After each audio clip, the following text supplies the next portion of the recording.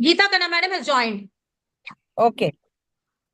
We are live now. Guys, we can able to do Tamil version. Yes. Can the doctors, the faculty, especially Wait. Once madam rename themselves because we cannot understand who is who. Ma'am, we can go for live now. Ramli ma'am. Yes, you can go. If others have come, we can go alive. Gayatri ma'am, you can start, ma'am, please. Hi Ramani, good afternoon. Asha Good afternoon, Asha madam. I'm not able to see because I've logged in from the mobile. Okay, fine. I can see you in the car. Okay, now I can see you. Start now. Okay, start Gayatri. A very warm good evening. And I take pleasure in welcoming all the faculty and delegates for this TNFOG Marathon CME, which has been happening every second Friday of every month. And today, this month, month of March, we are taking up the very enigmatic topic of endometriosis. I hereby invite the president of TNFOG, Dr. Ramani Devi, to introduce the CME and introduce the guest of honor. We also have Dr. Saravana Kumar with us.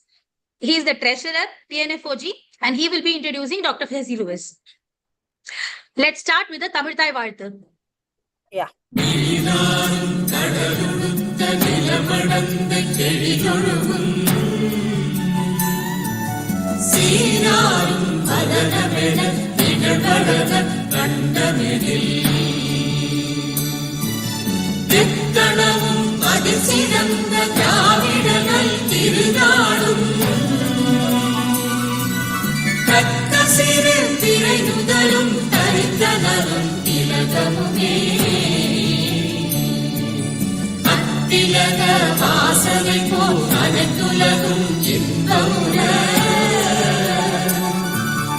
எத்திசையும் புகழ் மணக்க இருந்த பெரும் தமிழனங்கே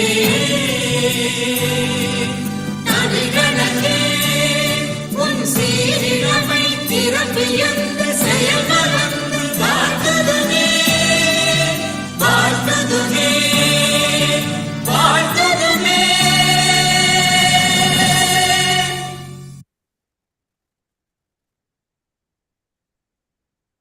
Thank you, Shri Priya and Sahiti.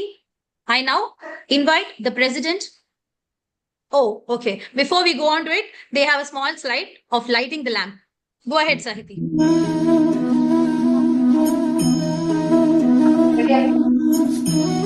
5:30.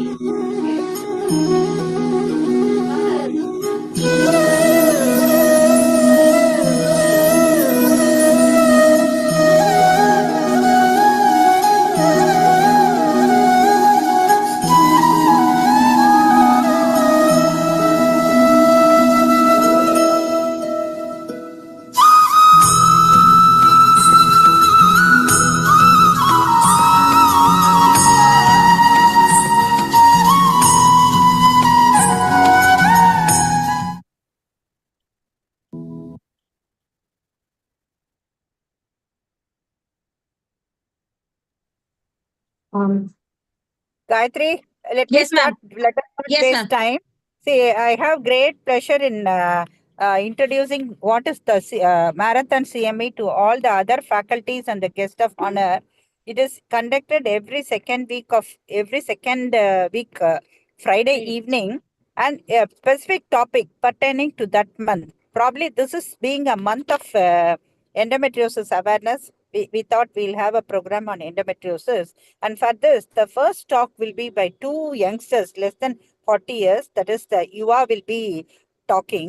And then following which, there'll be a talk by a senior consultant and we'll have a panel discussion. So that has been how it is being conducted every month. And the best paper, the best presentation among the Yuva, that will be judged by two judges. Always they are the permanent judges. And at the end of the year in the TNFOG conference, the best paper and the best Yuva who presents that paper will be honored at TNFOG. So this is only to increase the interest taken by the youngsters to participate in all the academic programs. That is about Marathon CME.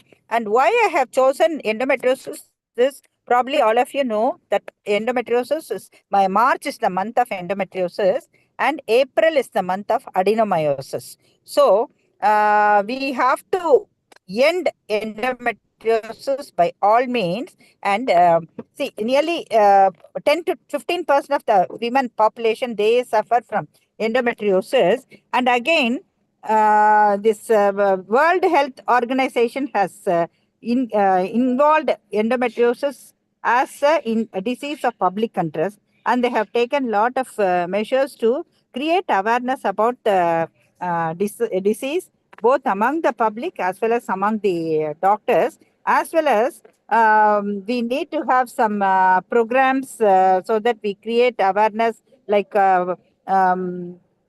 this one, the public support group should be formed, because it's a disease which is known to cause pain and infertility.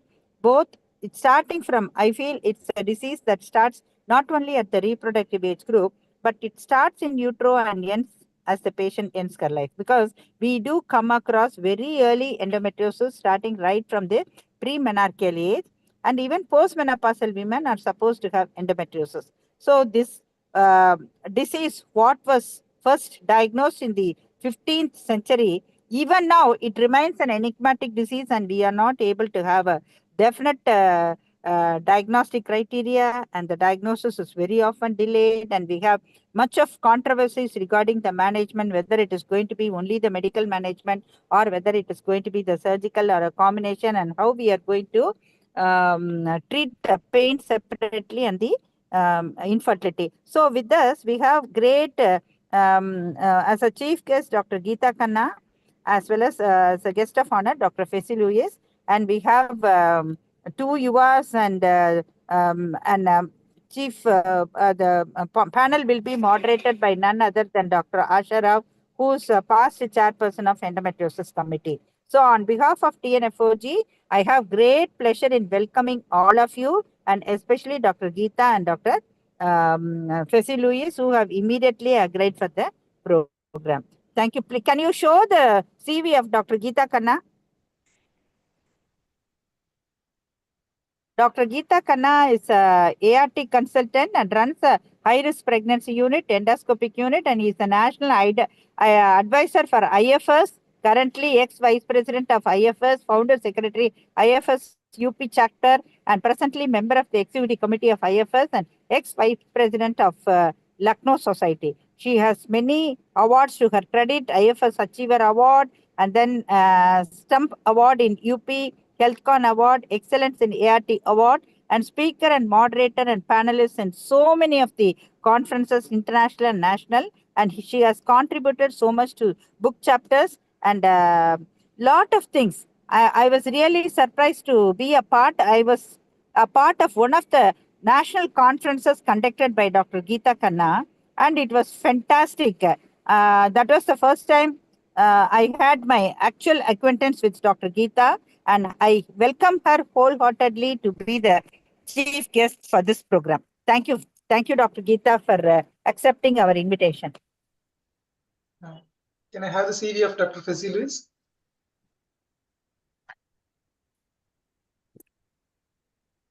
Hello? Can I have the CV of Dr. Fesi? Yeah, you can.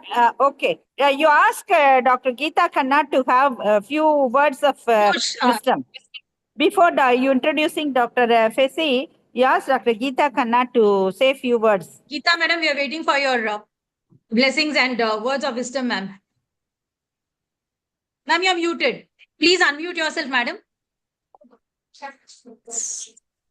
Good evening, everybody. Happy Holi. In North, we are celebrating Holi. It's a holy day today. And I must congratulate you all of choosing a very important topic of endometriosis, though age old, but it's still it is developing, it is growing on. Still, so many milestones have to be covered again.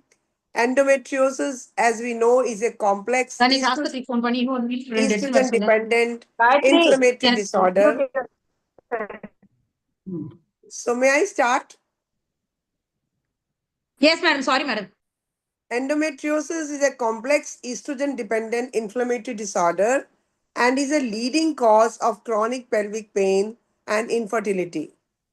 From fertility point of view, endometriosis disrupts embryo implantation, oocyte quality, and endometrial receptivity, leading to reduced fecundity. So elevated inflammatory cytokines, oxidative stress, and altered progesterone signaling play a key role to reduce the fertility. So studies have shown lower implantation rate and higher miscarriage rates. So management requires a multidisciplinary, patient-centric approach, improving fertility and quality of her life. So I think let us start the webinar itself, the topics. We can invite the first speaker. Can I have this? Before that, we will have the CV of Dr. Fessy Lewis. It's my great honor. Dr. Saravan Kumar, our treasurer, will now introduce the guest of honor. It's my great honor to introduce Dr. Fessy Lewis, the guest of honor for today. He's a very warm personality, as far as I know, and is well known among Foxy circles. And every height he reaches gives us a genuine happiness with us also. He's right now the professor and HOD of Reproductive Medicine and Surgery, Amrita Institute of Medical Sciences, Cochin.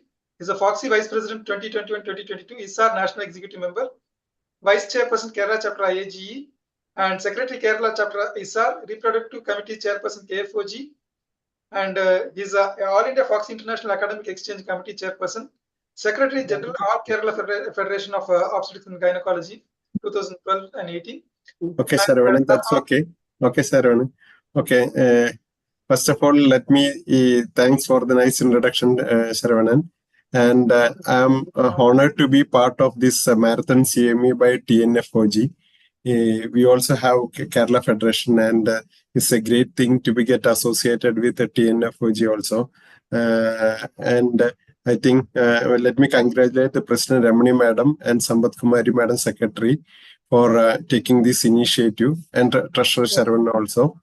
And I think endometriosis, as you all know, that is still an enigma especially in the infertility specialists, because even though it can present in any age group, but still in the infertility, it is still an enigma. We have got plenty of cases with severe and mild different types of endometriosis. Still, even though several theories has been postulated, still nobody knows which is the exact cause. So I think we have got a wonderful dedicated session about endometriosis and adenomyosis today with experts talking about the theories of endometriosis, stages and symptoms of endometriosis, and also the management of adenomyosis and interesting cases. All experts are here. Ramani Madam, as you all know, is an expert of endometriosis. Asha Rao Madam was a committee chairperson of Foxy Committee Chairperson of Endometriosis. Dr. Geeta Balshekar also is here.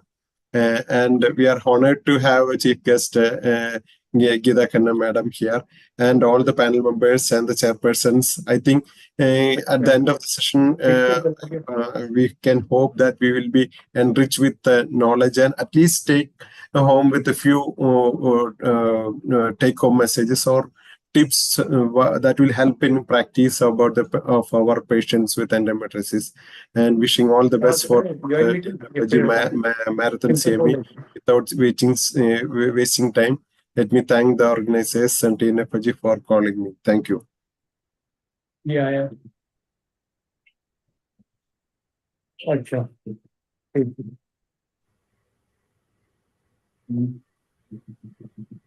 Now let's go into our marathon CME, the Yuva session. We have our two judges, Dr. Shanti and Dr. Kartika, who are the judges for the whole of the program. Great feat, ma'am. It's not easy to all the time be here with us and go through and everything, and including the question and answer. All those things are handled by the two great teachers. Dr. Shanti, I think she is a little busy today. I'm not sure if she'll join in. She is the professor, Department of OB-GYN in Savita Medical College and Hospital, Trichy. She's an MBBS from Madras Medical College, MDOG from the same, trained in ultrasound, advanced infertility, advanced laparoscopy, and also provider and instructor course. She's got a lot of publications to her credit. And we have with her Dr. Kartika Prabhu, Professor, SRM Medical College Hospital and Research Center, Katangulatu. And her special interests are in high-risk pregnancy, gynec endoscopy, and midlife health. She's got a lot of awards to her credit, and she's been a faculty in a lot of national regional conferences and 20 and above national international publications to her credit. Over to you, madam, for your UVAs and the session. Thank you, Gayatri, for the kind introduction. Dr. Swati R. She is currently working as assistant professor in Muthukumaran Medical College, Chennai. She has special interest in laparoscopic surgeries, and she has been a panelist in various state conferences, and she has a lot of publications. She'll be talking about the various theories of endometriosis. Thank you, ma'am. Thank you for this beautiful introduction, ma'am. Good evening to one and all. I thank Dr. Sampath Kumari, madam, and other faculty, senior faculties of TNFOG for giving me this wonderful opportunity. Here, my topic for today is theories of endometriosis. Can I share my screen, ma'am? Yeah, you can share.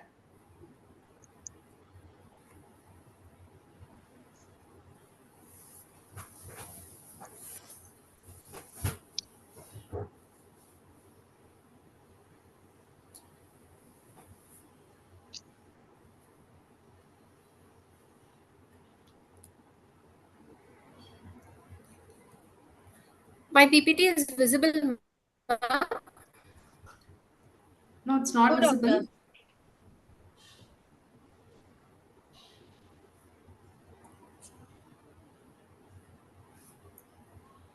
Ma'am, my PPT is visible.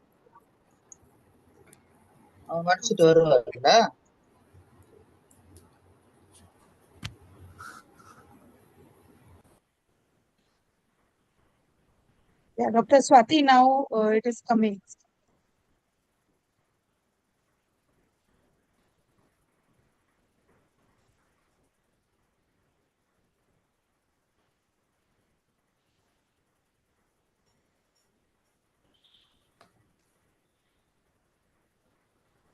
Swati ma'am, you are on mute. Please unmute yourself.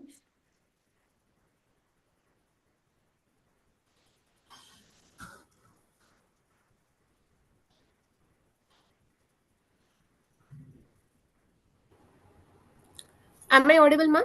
Yes, ma'am. Thank you, ma'am.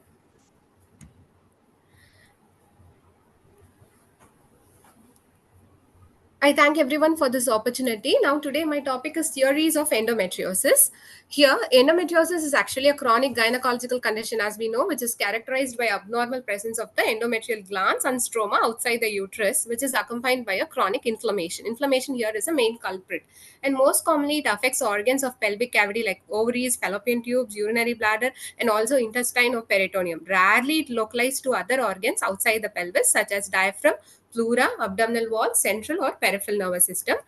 Epidemiology, according to WHO data, there are almost 10% of the reproductively active women globally who are diagnosed with this condition. And the most important age group which are affected is 25 to 45 years. And usually it takes up to 8 to 10 years to reach this diagnosis of this disease. As Ramani madam told, it is a disease starting from the birth and it is disturbing them till the deathbed. First of all, we will discuss what is a good theory. Since my topic is on theories on endometriosis, what we observe is not nature itself, but nature exposed to our method of questioning. A good theory should satisfy these three conditions. The theory should be observations, whatever we feel, should be substantiated with the presentation of the patients, and the theory ought to be falsifiable, which means that it can be proven or refuted by the experimentation, and the theory should be able to make useful predictions which will be useful in the near future for the treatment purposes. Here, the theories of endometriosis, which we concentrate as a prime and one of the oldest theory of endometriosis, is retrograde menstruation. It is a classical hypothesis, and coelomic metaplasia, lymphatic spread, stem cell implantation theory, embryological and other genetic, environmental, and hormonal factors also plays a major role in endometriosis. First, we are starting with our retrograde menstruation, since it's a very classical hypothesis, also known as Sampson's theory. The menstrual blood containing endometrial cells regurgitate via patent fallopian tubes into the peritoneal cavity, where the implantation of these cells might occur. It is actually a viable cells, and it gets attached to the peritoneum and starts developing. After implantation, the development and growth is supported by angiogenesis. It is possible because of the activated peritoneal macrophages, which produce angiogenic factors, which example is vascular endothelial growth factors. Here, many women diagnosed with this endometriosis report a history of irregular menstrual cycle. Some kind of menstrual variations are there, correlation between the retrograde menstruation and increased risk of this condition. And one of the laboratory study using the animal model have demonstrated that the introduction of the fluid into the cavity can promote the growth of the endometrial-like tissue. Here, few histories which we get from the high-risk groups, such as like short menstrual cycle, longer menstrual flow, and also that outflow tract obstructions like cervical atresia, vaginal atresia. Such cases are high risk groups for this retrogradely fleshed endometrial cells. But few criticism, or all of them are menstruating, and only very few 10% of the people will have this retrograde spill. Other groups are not affected by this. Since this is a criticism, the alternate explanation is there are other hypotheses or other factors which will contribute to the development of endometriosis, and it should be further investigated. The next theory is coelomic metaplasia theory. Here, this in 1924, the Robert Mayer proposed this theory. It is based on the female reproductive tract development. That is, it develops from a pair of Mullerian ducts which arises from the coelomic epithelial cells of mesodermal origin. This theory assumes that the original coelomic membrane undergoes metaplasia and forms endometrial stroma and glands. Here, depending upon this theory, we can observe certain things where men who have received high doses of estrogen for prostatic carcinoma treatment also have the coelomic metaplasia. And also in cases of like Rokitansky-Kuster-Hauser syndrome, patient who does not have the functioning endometrial tissue because of congenital aplasia of the uterus in the upper part of the vagina, here also the coelomic metaplasia plays a major role, and it cannot be explained by the first theory, which is retrograde menstruation, retrograde flow of the blood. The most common form of endometriosis, depending upon the coelomic metaplasia theory, is ovarian endometrioma. Here, the ovary is the most common organ affected by the endometriosis, as we all know, and the mesothelium, which derives from the coelomic epithelium covering the ovary, has great metaplastic potential, and it can invaginate into the ovarian cortex. These mesothelial inclusions could be transformed into endometriosis by the metaplasia. And the next theory, which we usually say as theory of metastatic endometriosis, this theory assumes that a small amount of the tissue can be disseminated through the uterine draining lymph vessels during menstruation.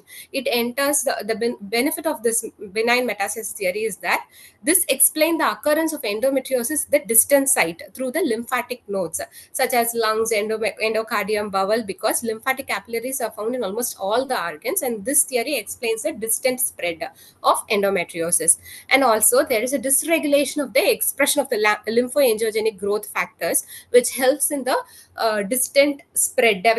Further development and growth of the endometriosis in the distant site is explained with this entry of this endometriosis into the lymphatic pathway. The next theory is the stem cell theory. In this theory, the undifferentiated endometrial cells, which initially are present in the basalis layer of the endometrium, may give rise to endometriosis when displaced to an ectopic location.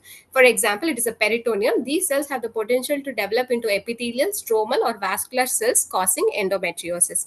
Here in this figure, we can see the basalis layer of the endometrium, which have the potential to develop into the variety of the cells by entering either to the blood vessel, lymphatic or vascular spread is there, and the distant site metastasis is explained here. The next one of the factor contributing to the development of the endometriosis is immune dysregulation. Usually, most of the people are having retrograde menstruation, but some of them are only getting endometriosis because immunity is so strong that it could clear off the retrograde menstrual implants. But some patients with immune dysregulation, here it is retained because of the variation in the cytokines, this interleukins, neutrophils, and natural killer cells variations causes the development of the endometriosis in this immune dysregulated patients. Here, the immune cells involved in the formation and further development of the lesions are macrophages, neutrophils, natural killer cells. The natural immune activity is completely dysregulated, which in turn makes the endometrial tissue to retain and grow. The next one important contribution for this endometriosis is hormonal imbalances. Here, the estrogen induces epithelial proliferation during the proliferative phase, while the progesterone inhibits the action of the estrogen, initiates the secretory phase. Here, the dysregulation of these two hormones happen where resistance to the progesterone and estrogen dominance leads to endometriosis development. Here, as this image says, there is a progesterone receptor resistance, which in turn causes decreased digitalization and decreased endometrial receptivity. But the estrogen dominance, ESR2 is estrogen receptors, which is very much increased in number, causes cell proliferation, inflammation, and in turn angiogenesis, which finally result in a non-receptive endometrium, endometriotic lesions growth, and also the increased pelvic pain because of the increased secretion of prostaglandins. Here, endometriosis is often called as a estrogen dependent disease. Here, estrogen receptor alpha and beta usually normally work together, but in these patients, the expression of the receptors is changed. That is, alpha beta ratio is significantly reduced due to the increased estrogen receptor beta levels. The main problem caused by this abnormal expression of the alpha is due to the increased synthesis of the inflammatory cytokines, prostaglandins, tumor promoting, and angiogenic factors. This estrogen receptor beta overexpression leads to inhibition of TNF alpha induced apoptosis, and in turn it causes the development. This is the reason the hormonal imbalance with increased estrogen and progesterone resistant causes the development of endometriosis. And one major culprit here is the inflammation theory, which is our patients are main complaint is the pain. Okay, whenever the endometriosis patient there is a pain, we always struggle to reduce it. Here, this is a vicious cycle which goes on and on, where the COX2 enzymes catalyzes the formation of PGE2, prostaglandin E2, and it then stimulates the aromatase enzyme and again increased estradiol production, which in turn stimulates the COX2. This complete vicious cycle. This prostaglandin, which directly activates the nerve endings to the pain, and this is associated with pain and inflammation in case of endometriosis, which is little resistant to the majority of the painkiller or just gives a short-term relief. There is also one more theory here, recently alterations in the epigenetic regulation. Still now we were discussing about the common factors which were affecting, but here genetics also play an important role in the development of endometriosis. Alteration of gene expression without any changes in the DNA sequence occurs here. They are represented by alteration in DNA methylation, histone acetylation, RNA transcription, and chromatin remodeling. The epigenome can be influenced by this environmental factors like social behavior, metabolism, and other nutritional deficiencies. Mainly these environmental factors in turn might affect this genetic alteration, which is causing the changes in the gene expression without any change in the DNA sequence. The next one, very rare theory to accept here is carcinogenetic pathways in endometriosis. Here, though endometriosis is classified as a benign disease, it still has that 1% potential to transform into a malignancy. Here, endometriosis-related malignant transformation most frequently affect the ovaries. The most common types of the ovarian malignancy are ovarian endometrioid carcinoma and ovarian clear cell carcinoma, which are found in almost 76% of all the cases. But this is actually a rare presentation. Here, the uncontrolled cell division, infiltration of surrounding tissues, neoangiogenesis, and escape of this apoptosis might be caused by the demethylation of the oncogene. Here, what is happening is the tumor suppressor genes activity becomes less and KRAS activation is more. So there is a chance that this endometriosis can rarely turn to have a malignant potential. And the other factor which we discuss for the development of the endometriosis, like environmental factors, it definitely have an impact here. The main factors are lifestyle that can provoke dysregulation in the normal functioning of the organism, which is like lack of the physical activity, anything and everything. When there is no physical activity, it is getting affected. The physiology is getting affected here. And the smoking, caffeine, alcohol intake, and diet plays a major role in development of the endometriosis. Here, tobacco smoking increases the expression of the inflammatory mediators. It in turn disrupts the synthesis of the prostaglandin E2 and natural steroids. This disrupted steroidogenesis leads to increased estrogen and decreased, which is in a resistant progesterone activity. And I just want to give one summary where here any factor, let it be a hereditary factor, let it be a genetic factor, or a poor immunity, which all these factors, what will retrograde menstruation, it will cause the implantation of the cells in the peritoneum. And this inability of the immune system or a weak immunity to clear the cells causes adhesion of the implant to the peritoneum. Here cytokines are increased here, and after the adhesion, what happens is the invasion of the implant into the surrounding areas, which is matrix metalloproteinase plays a major role. And once it invades, it wants to spread its it wants to get its nutrients and grow there, right? So it wants angiogenesis is happening with the help of vascular endothelial growth factor. And this growth of endometriosis occurs on the peritoneum and the ovary with the help of increase in the growth factors. And finally, the proliferation of the endometriotic implants on the peritoneum and ovary due to the hormonal effects, which is like increased estrogen activity with a resistant progesterone. And finally, the inflammatory reaction of the endometriosis caused due to the increased prostaglandins, which causes a full-blown endometriosis. And this distant site endometriosis, as I have already explained here, it might be due to the spread through vascular or lymphatic route. And to conclude, the pathogenesis of endometriosis is actually a complex process and involves many factors and processes which occur simultaneously. There are multiple interactions of the immune system, hormones, genes, local and stem cells. Everything has an impact on the endometriosis development and further progression. Still more research can be there, and still more pathogenesis can actually come, theories can come. In recent year, many theories have been studied, but there is no single theory which could explain the all aspects of endometriosis, and still that is why it's a big topic now we are discussing here. And thank you for this opportunity. And if you notice, this full yellow slides is because the theme of the endometriosis, or the color of the endometriosis, is yellow color. I want every woman suffering from endometriosis should be endo warrior to overcome, and us, the gynecologists, to fight against it. Thank you so much.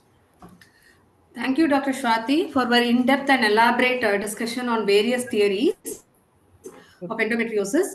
So all of us know no single theory could explain the pathogenesis of endometriosis. So multiple theories together only we can understand. Still, we are not able to completely understand about endometriosis. So I just want to ask you, any other recent theories are there which has been proposed to cause endometriosis? Stem cell theory they are finding out, ma'am. And also the immune this inflammatory regulators like cytokines, variety of tumor necrosis factor, transforming growth factor beta, these are also these are all playing a major role. Initially we have thought only this anatomical abnormalities and all are causing. Now they are finding that even an epigenetic alteration, which is nothing but a small change in the sequence of the DNA, are also affecting the endometriosis. So in-depth evaluation and investigation only we can prove that what is the reason for endometriosis. It varies from patient to patient. So when I was searching through literature, I saw something called bacterial contamination hypothesis. So we are discussing now about gut microbiomes in all conditions. So this gut microbes can also cause release of endotoxin, so that in turn can cause endometriosis. That is one of the theories which is also being proposed. Yes. Kartika, shall I add one more thing? See, Yes. neonatal uterine bleeding, that is very important marker. Why neonatal bleeding? What happens is, under the influence of maternal estrogen only, we always say when the maternal estrogen effect is cut off, means the patient the newborn baby has a bleeding. So the same babies, they have to be observed in the future because they are at high risk of developing early onset adolescent endometriosis. What happens is, these are the stem cells that are present in the peritoneal cavity. for those females who are genetically prone for endometriosis, under the influence of estrogen in the early telarchy itself, they start developing endometriosis. Okay, so these babies, we generally say that tell the mother that nothing to worry, it is only the maternal withdrawal baby.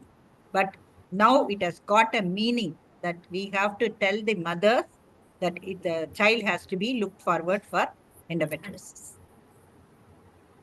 And as you have rightly pointed out, the microbial alteration in endometriosis is again gaining more importance. That develops a sort of abnormal microbiome, especially the E. coli is very high content. And you can see not only in the gut microbiome, but also in the ovarian endometrioma itself, there are abnormal microbiomes. So they produce what is called as a leaky gut syndrome, causing all pro-inflammatory changes. That is the reason for pain. Okay. So one theory is from vagina, it ascends up to the uterine cavity and it goes inside. The other one is from the intestine, it comes to the pelvic. Thank you, ma'am. Thank you, ma'am. Very nicely explained, Dr. Ramani. Thank you, Dr. Geeta. Thank you. So let us move on to the next topic here. Gayatri. Next, I would like to introduce Dr. Mohana Priya from Tirupur Hobi Society to talk about stages and symptoms of endometriosis.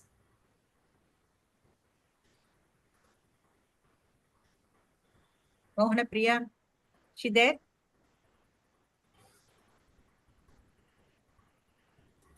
Dr. Mohana Priya?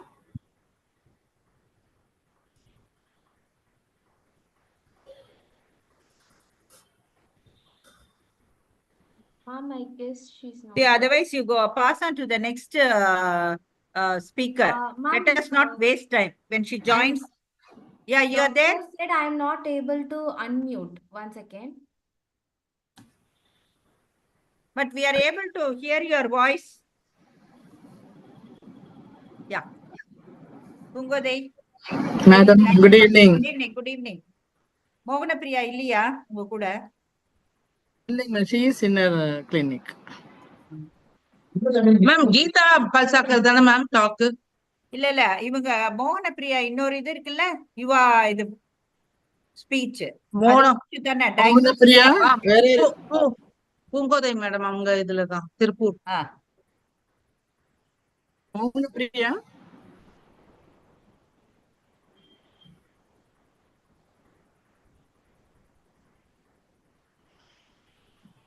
அவங்க join பண்ற வரைக்கும் வேற கீதா மேடத்தை பேச சொல்லிடுங்களேம்மா. Move on to next session, madam. Then. Is it okay, Dr. Karthika? Shall we do that? Yes, ma'am. Okay. Can I have the CVs then?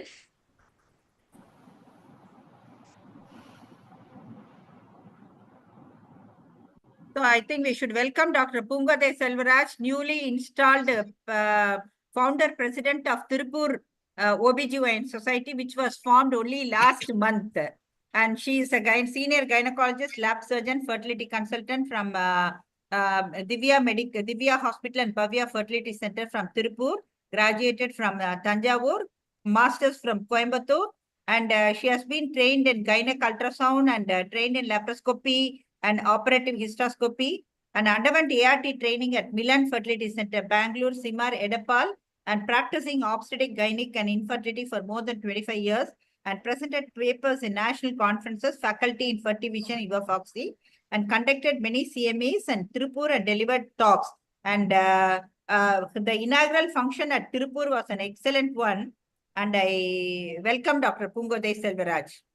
Now you can call upon Madam will be the chairperson for this session. Yeah. So, Madam, please, you can introduce your speaker. Okay. Thank you, Dr. Ramani, madam, for the nice introduction. Respected seniors and my dear friends, a very good evening to everyone. At the outset, I would like to thank the organizers for the opportunity to chair this session on managing adenomyosis. The speaker for the session is Dr. Geeta Palsakar. She is professor and head Navoji Wadia Maternity Hospital and St. G.S. Medical College, Mumbai. She is fetal medicine consultant and teacher for MUHS fellowship. She's Editor-in-Chief, International Journal of Infertility and Fetal Medicine, Editor Emeritus, Journal of Obstetrics and Gynecology of India, Secretary of the Mumbai OG Society, member of the District Quality Assessment Committee for Maternal Mortality Mumbai, Chairperson Young Talent Promotion Committee, conducted the PPIUCD program of FOXY from 2013 to 2016, former President, Association of Medical Women in India, Mumbai branch 2021, former President, Mumbai Menopause Society 2021, recipient of the prestigious Horbobind Foundation Fellowship for Study of Fetal Medicine in London in 2008, undergraduate and postgraduate teacher and examiner for more than 25 years, and editor of various books in the subject of Obs and Gynae, and authored various books and chapters in Obs and Gynae. Over to you, madam.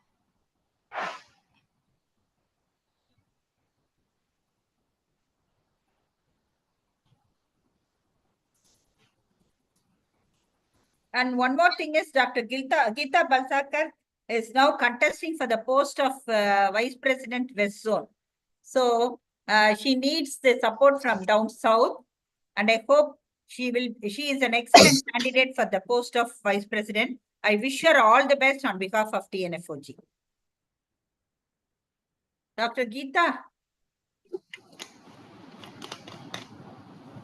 Dr. Geeta, are you there? Yeah. Good evening, Ramani. Yeah, good evening.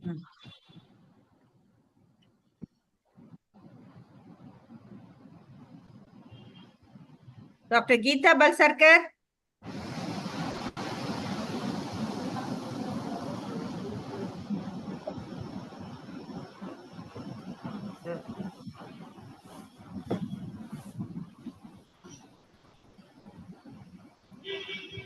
Hello, நான் கொஞ்சம் இப்ப மீட்டிங்ல இருக்கேங்க, கொஞ்ச நேரம் கழிச்சு நான்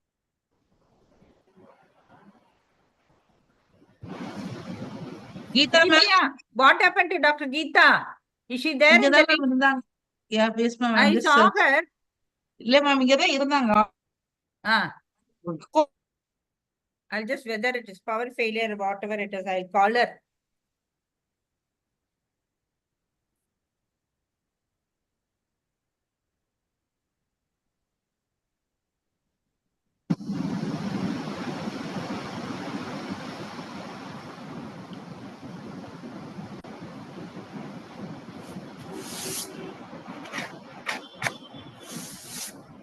Dr. Pungode, can you call Dr.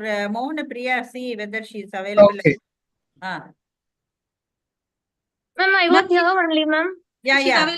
Okay. I was not able to unmute my mic, ma'am, previously. She rejoined and she's fine, ma'am. Okay. Okay. Shall I share the slide, ma'am? Yeah. Actually, Dr. Geeta Balsarkar, is she there? No, I just tried calling her. She is not picking up the phone. Okay, let us proceed. For what of time? Shall we go back to your talk, Mohana Priya, doctor? Yeah, Yes, ma'am, Mohana yes, Priya, ma'am. talk. Okay, then you go ahead, ma'am. You share your screen.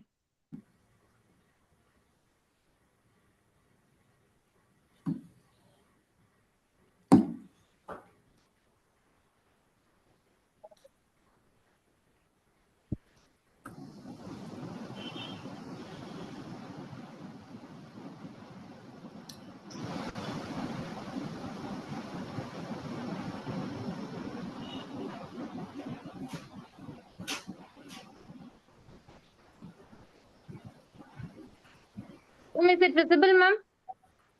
Yeah, it's visible. Shall I start, ma'am? Start. You can start, Priya. Okay, ma'am. A warm, very good evening, all madams. It is my absolute pleasure to present in representative of our new Tirupur FOXY. Today, my topic for presentation is symptoms and classification of endometriosis. As Thompson Jefferson said, the art of life is an art.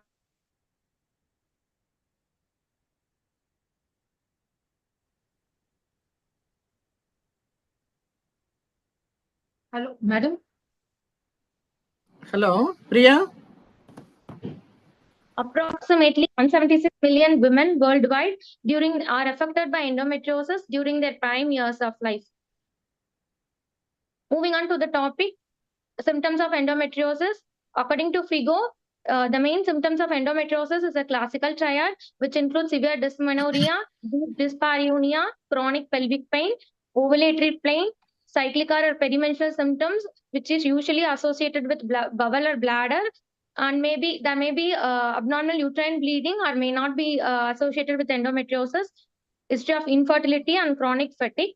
But the predictive value of one of the symptoms or set of symptoms remains uncertain, as each of the symptoms may be associated with other causes, and a significant proportion of the patient affected with endometriosis are often asymptomatic. Moving on to the symptoms by one another. To start with dysmenorrhea, dysmenorrhea precedes menses by 24 to 48 hours, which increases in severity during menstruation, may persist throughout the cycle. It is less responsive to NSAIDs or contraceptive pills. The mechanism behind dysmenorrhea is due to increased production of prostaglandin or thromboxane, and the depth of lesions appears to correlate with the pain intensity in this type of patients. The next one is the dyspareunia. Dyspareunia is usually associated with rectovaginal or uterosacral ligament endometriosis. Usually, the patient may be free of pain during the initial period of disease, and they may feel pain only after certain years of life. The reason for this type of pain is due to the direct contact tenderness during the coitus, or due to stretching of pouch of Douglas, or due to the presence of retroflex uterus. And the degree of dyspareunia is independent of the disease severity. The mechanism behind pain in case of endometriosis is due to the direct or indirect effect of focal bleeding from the endometriotic implant, and due to the action of inflammatory cytokinins in the peritoneal cavity. It may be due to irritation or direct infiltration of nerves in the pelvic floor. The pain may persist despite surgery, as some of the endometriosis patient may have a central sensitization of the pain receptors. The pain is usually associated with fibrotic thickening of the ligament or adhesions with the tissue damage inside the peritoneal cavity. And there may be a collection of shed endometrial tissue, which in turn leads to traction of the organs.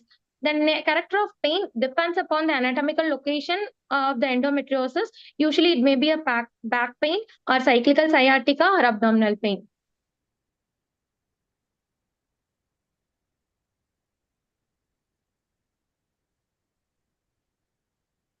The mechanism behind infertility is due to the anatomical disruption, which in turn leads to altered tubal motility, which impacts the oocyte pickup.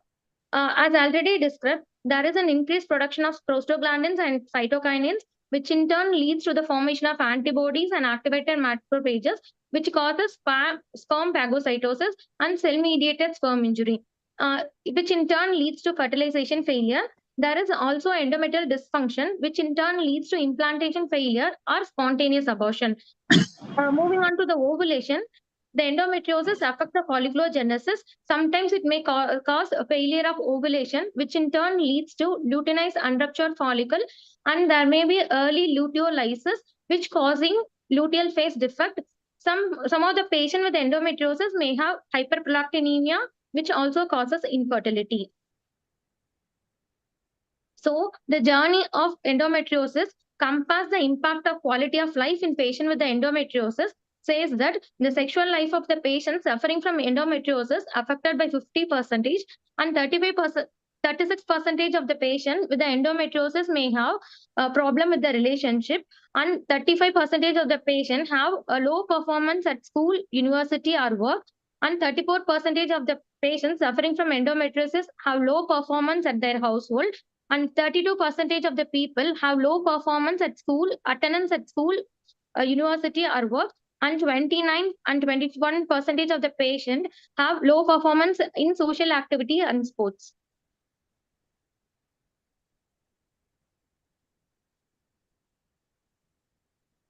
Moving on to the X-ray, the X-ray classify the symptoms of endometriosis depending upon the location of endometriosis.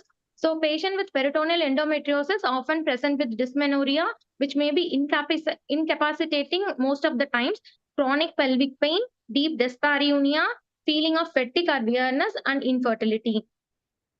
And patients with deep endometriosis, depending upon the location, they may either present with dysphagia or dyspareunia.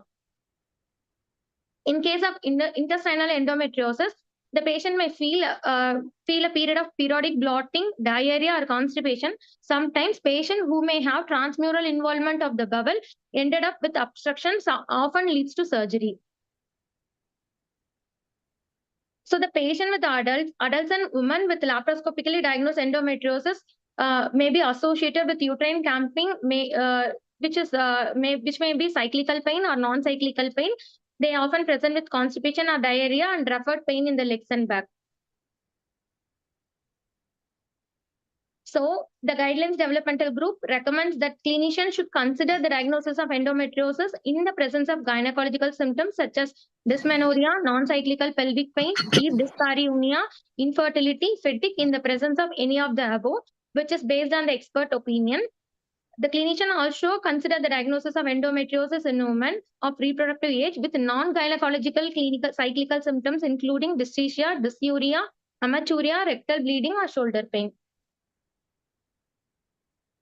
The NICE guideline says that you should suspect endometriosis in young women aged 17 or under with the classical triad symptoms including dysmenorrhea, dyspareunia, chronic pelvic pain, or period-related or cyclical GIT symptoms like diarrhea, bloating, or constipation, period-related or cyclical urinary symptoms, particularly hematuria or pain during urination, and infertility in association with one symptoms or more of the above symptoms.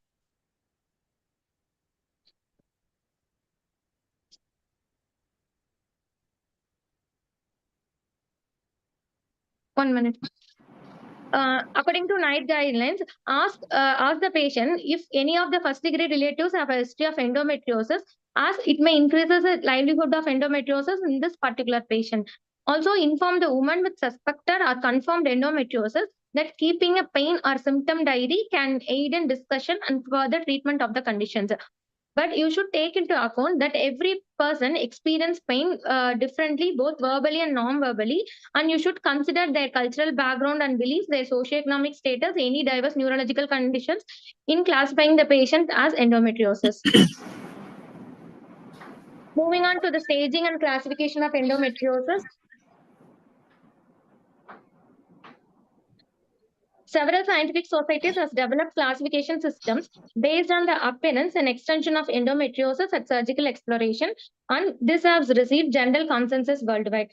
They have developed on the basis of their anatomical structure, while some correlate with infertility, aiming to quantitate and simple tools for the doctors and patients to treat the disease. Firstly, in 1949, Briggs and Larson proposed a classification for endometriosis based on the clinical features, whereas Huffman classification was the first system based on surgical staging. It takes into consideration the localization and the extension of endometriotic lesion detected during the surgery. Later, another classification was proposed, which is based on the assumption that pelvic pain was caused by old fibrotic lesion. Here, it is the endometriosis is divided into 3 stages, like early development, active stage, and relatively endometrial inactivity. In 1974, Mitchell and Faber developed a staging system similar to that system that is used to classify in gynecological malignancies, including stage 4 for malignant transformation to adenocarcinoma. It is mainly applied to determine whether to treat medical or surgical treatment for the patients. Again, in 1977, Kistner et al. Developed a classification system based on the natural history of disease from early peritoneal implant to ovarian involvement, tubulo-ovarian disease, and finally extension to the whole pelvic wall. Finally, in 1977, American Fertility Society generated a new innovative classification system based on the weightage values given to the involvement of peritoneum, fallopian tubes, and ovary, which is American Fertility Society classification, what we are using nowadays. It is again revised in 1985 and again in 1986, which is the most used classification. It is easy to use and simple for the patient to understand the course of nature of the disease. This classification is based on the appearance of the endometriotic lesion, size of the lesion, depth of the peritoneal and ovarian implant, extent of the adnexal adhesions, degree of obliteration of pouch of Degler. In this, the endometriotic patients are classified into 4 types: minimal, mild, moderate, and severe. Given the weightage is given and a number and a scoring is given for the categories like involvement, superficial involvement or deep involvement of the peritoneum or ovary, or obliteration of the pouch of Douglas, or the adhesions within the ovary or tubes. According to that, a scoring is given to each of the stabler column. On collectively calculating all the scores, we are ended up in final score. This score is used to determine the patient whether they are fit in minimal, mild, moderate, or severe. So the revised ASRM classification made the patient into 4 groups. Stage 1 with minimal endometriosis, they may be having a score of 1 to 5. Stage 2 with score 6 to 15 as mild endometriosis. Stage 3, 16 to 40 points, coming under moderate endometriosis. Stage 4, more than 40 points, they are termed as severe endometriosis. It is an arbitrary scoring system based on the subjective score allocation, and the score ranges from 1 to 40, but it does not provide any information about the disease morphology, and it is poor reproducibility and has an inter-observer variation, particularly if it involves ovaries or posterior cul-de-sac. The scoring may be affected by surgical technique such as laparoscopy or laparotomy and timing of surgery. In the scoring, they have not given consideration on possible time-related evaluation of the lesion or whether the hormonal treatment is given or not. The deep infiltrating endometriosis or retroperitoneal structure involvement are not adequately described in the ASRM scoring, and it has a poor prognostic information as the disease symptom does not correlate with the scoring or staging of the ASRM classification.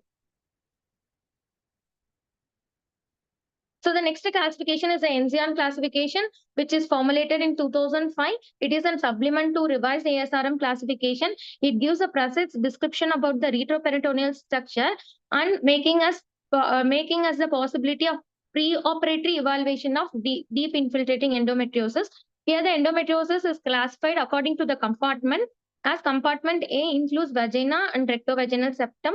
Compartment B, involvement of the uterosacral ligament to the pelvic wall, or compartment C, involving rectum or sigmoid colon. Further, the superficial endometriosis is given as P for peritoneum, O for ovary, tubo-ovarian unit for T. It is again given scoring as 1 to 3, depending upon the size of endometriosis. If the size of endometriosis is less than 1, it is given as grade 1, 1 to 3 centimeter as grade 2, more than 3 Your time is centimeter. up. Try to conclude it.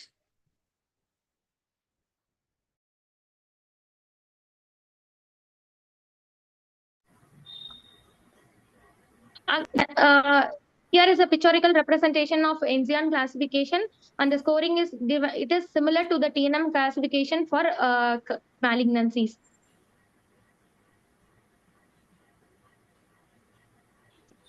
The disadvantages is that it has a poor international acceptance and is mostly used in German-speaking countries, and it does not take in consideration of the lesion and has a poor prognostic value.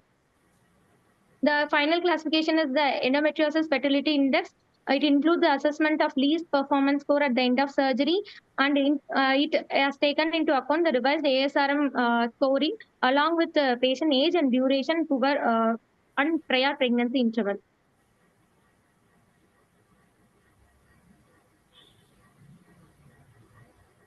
This is a pictorial representation of endometriosis fertility index. The patient having a least score, the lower possibility of pregnancy compared to the patient who has more scores, has lower possibility of pregnancy following after surgery. The last one is the endophone endometriosis classification. It has classified the endometriosis patient into four categories as peritoneal endometriosis, ovarian endometriosis, deep infiltrating endometriosis 1 and 2, based on the anatomical location and size of endometriosis. Thank you, madam. Thank you, Dr. Moganapriya, for your elaborate discussion on this topic. So you have listed out all the main symptoms. As you have told, symptoms does not usually correlate with the severity of endometriosis. Yes, sometimes we see patients with extensive lesions but are totally asymptomatic. They may be having grade 4 endometriosis, but they'll be totally asymptomatic. So you have listed out the various classification systems. So what is the importance for endometriosis fertility index, how will you calculate? What is the practical importance of that? Ma'am, endometriosis classification, depending upon the motility of the tube, ma'am. And also we have in endometriotic fertility index, we will take the age of the patient, history, period of infertility, and presence of previous pregnancy or not. In calculation, we will calculate all the index together, and the final score, those who are having least score has a lower incidence of pregnancy compared to the patient who are having more score, have a greater probability of pregnancy. So it tells us about the spontaneous pregnancy chance. Okay, so Yes, that madam. she has to go for other modalities for treatment. Yes, madam.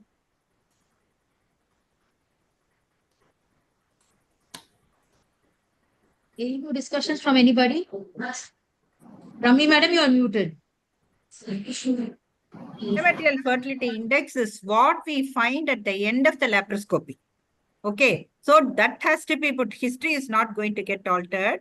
And the revised ASRM scoring and the total scoring you have to put, plus all the individual findings will have a score for that. So at the end of the surgery only, you have to put the EFI scoring. That will help us to guide the patient whether they can have a spontaneous conception 3 years following the surgery, or whether they need to go for a ovulation induction with IUI or straight away ART.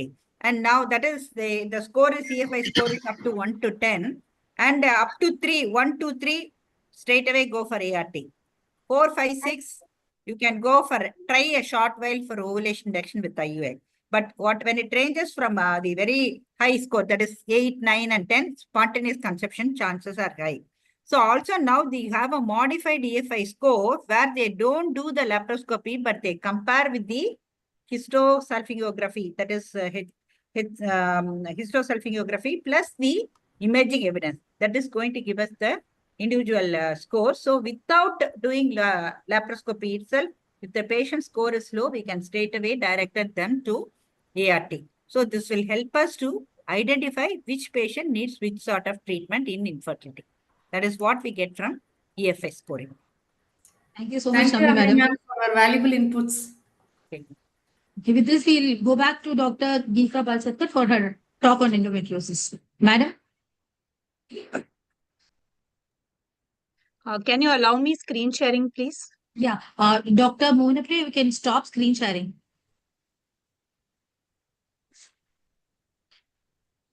Dr. Mohanapri? I think she's not able to do it. Or Can the put up admin? Can the host do it? Priya Sahiti, can you help us?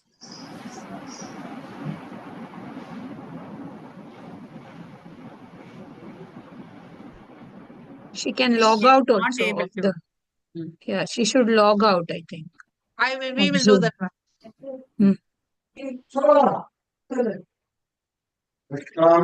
Dr. Moganapriya? Dr. Moganapriya? Priya, Please what is come up. happening?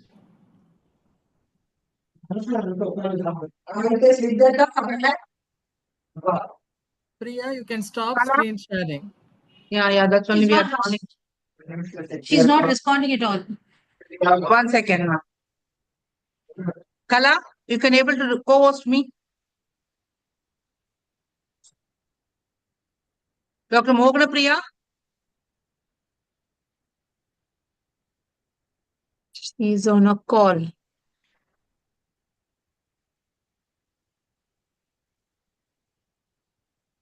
Or you shut off your Zoom. Yeah, Yeah. Now it is okay. Yeah. Thanks.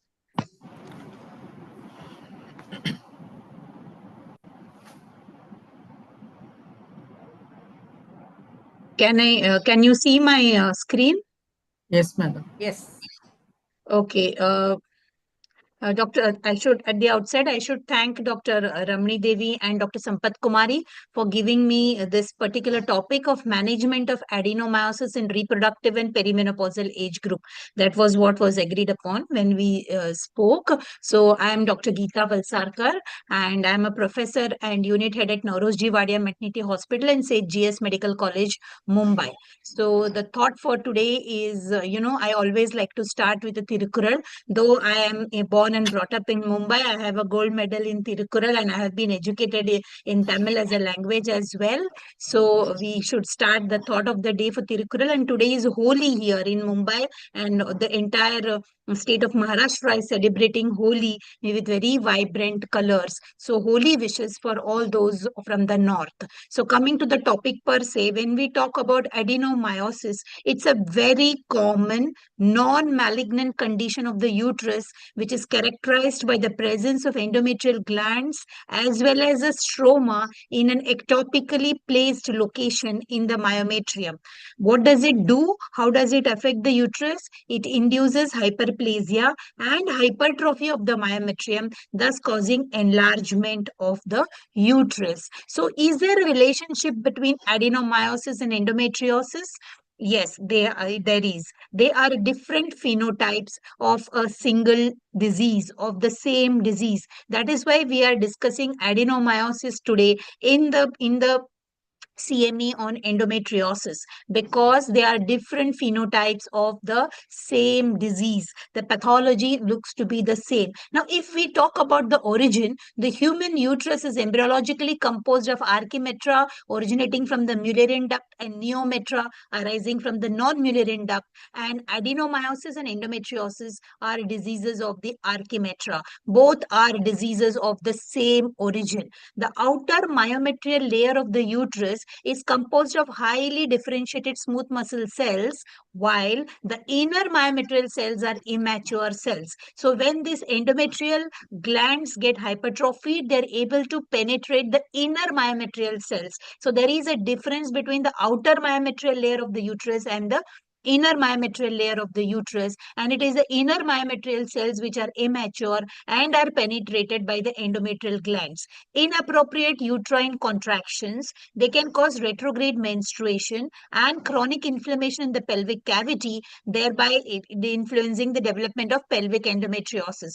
Furthermore, hyperperistalsis results in physiological and pathological changes in the endometrial myometrial junction barrier, which allows invagination of the normal endometrial tissue into the inner myometrial layer. So if you typically see adenomyosis, the invasion is only up to the inner myometrial layer and not on the outer smooth muscle cells. This can trigger the development of intrinsic adenomyosis.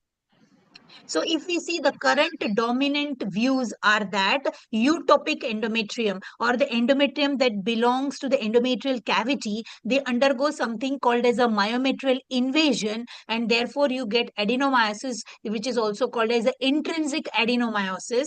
And if they go extra uterine, then they form endometriosis, which are of various types. It could be rectal, uterosacral, sigmoid, ureters, bladder, small bowel, cecum, and others. But there is a certain hypothesis which is growing to say that adenomyosis is an intrinsic adenomyosis, whereas all the different types of endometriosis are extrinsic adenomyosis. So this is also another hypothesis, and a lot of studies are being done to see whether the forms of endometriosis we see are actually forms of extrinsic adenomyosis. So the adenomyosis presents in several different subtypes. It could be intrinsic adenomyosis, it could be extrinsic adenomyosis, and there is adenomyosis externa and focal adenomyosis located in the outer myometrium. So these are the 4 different subtypes of adenomyosis. So if according to the clinical symptoms, the concomitant disease and their frequency in adenomyosis, the most common symptom is chronic lower abdominal pain, not related to periods. It's not the periodic pain, but they have a chronic dragging lower abdominal pain, which is seen in 77% of the patient, hypermenorrhea or excessive bleeding, dysmenorrhea, or 30% of the patients could be asymptomatic, dyspareunia, infertility, and concomitant diseases which are seen along with adenomyosis could be fibroids, endometriosis, and endometrial polyps, all of which signify high levels of estrogen that the uterus is exposed to. So adenomyosis could often be asymptomatic in about 30% of the patient. Chronic pelvic dragging pain, abnormal uterine bleeding could be the presentation. The diagnosis of adenomyosis has usually been made by pathology after the hysterectomy, most commonly by the microscopic criteria. However, preoperative diagnosis by MRI is becoming more common, along with a variety of medical and surgical treatment that are now being recommended. The diagnosis of adenomyosis has so far been used as an indication for hysterectomy. However, we need to change this. So if we see the ultrasound features of diffuse and focal adenomyosis, the ultrasound features are separate for diffuse as well as a focal adenomyosis. If you see the uterus in diffuse adenomyosis, the uterus is frequently enlarged in its entirety, whereas focal adenomyosis is very regular, a small portion of the uterus is enlarged. The lesion is indistinct in diffuse adenomyosis, whereas in focal adenomyosis is usually localized, well defined, and you get cystic hyperechogenic lesions surrounded by normal uterine structures. If you see the symmetry of the uterine wall, there is a pseudo widening sign because there is a widening in the anterior as well as the posterior wall, but focal adenomyosis is often symmetric. And if you see the shape, the contour, it can be indistinct, whereas in focal adenomyosis, it can be distinct. So there are various, types in which from depending on your ultrasound or even 3D ultrasound, you can diagnose between diffuse adenomyosis and focal adenomyosis. Adenomyosis is often associated with the presence of fibroid. It's more common in the presence of endometriotic lesions. Adenomyosis is associated with abnormal uterine bleeding, and symptoms of chronic pain are more likely in the uterus with fibroid, and adenomyosis is also present along with the fibroids because majority of the time small fibroids do not actually have any symptoms. So if you see this, adenomyosis can also cause infertility because it can affect the sperm transport, it can affect the ovum transport, it can affect the embryo transport, and it can also cause problems in receptivity, implantation, and recurrent miscarriages. At an anatomical level, the enlarged uterus, the distorted anatomy, the intramural adenomyoma, they can cause distortion of the uterine cavity and abnormal uterotubal transport. At a cellular level, they can cause cellular and nuclear hypertrophy, abnormal shape of the nuclei and the mitochondria, and the abundant myelin bodies. Increased thickness in the junctional zone, disrupted architecture of the myometriums in the junctional zone through endometrial glands and stroma. There can be hyperplastic myometrial tissue, increased intrauterine pressure, and a dysfunctional uterine hyperperistalsis. All of these can lead to difficulty for the patient in conceiving. Now, treatment options, when we see there are lots of treatment options of adenomyosis in infertility patients. NSAIDs are the foremost because as soon as a patient comes to you with pain, that is the first line of treatment that we normally have in these patients. And we could also use the combined oral contraceptives, mostly the long cycle, 3 cycles together without a break.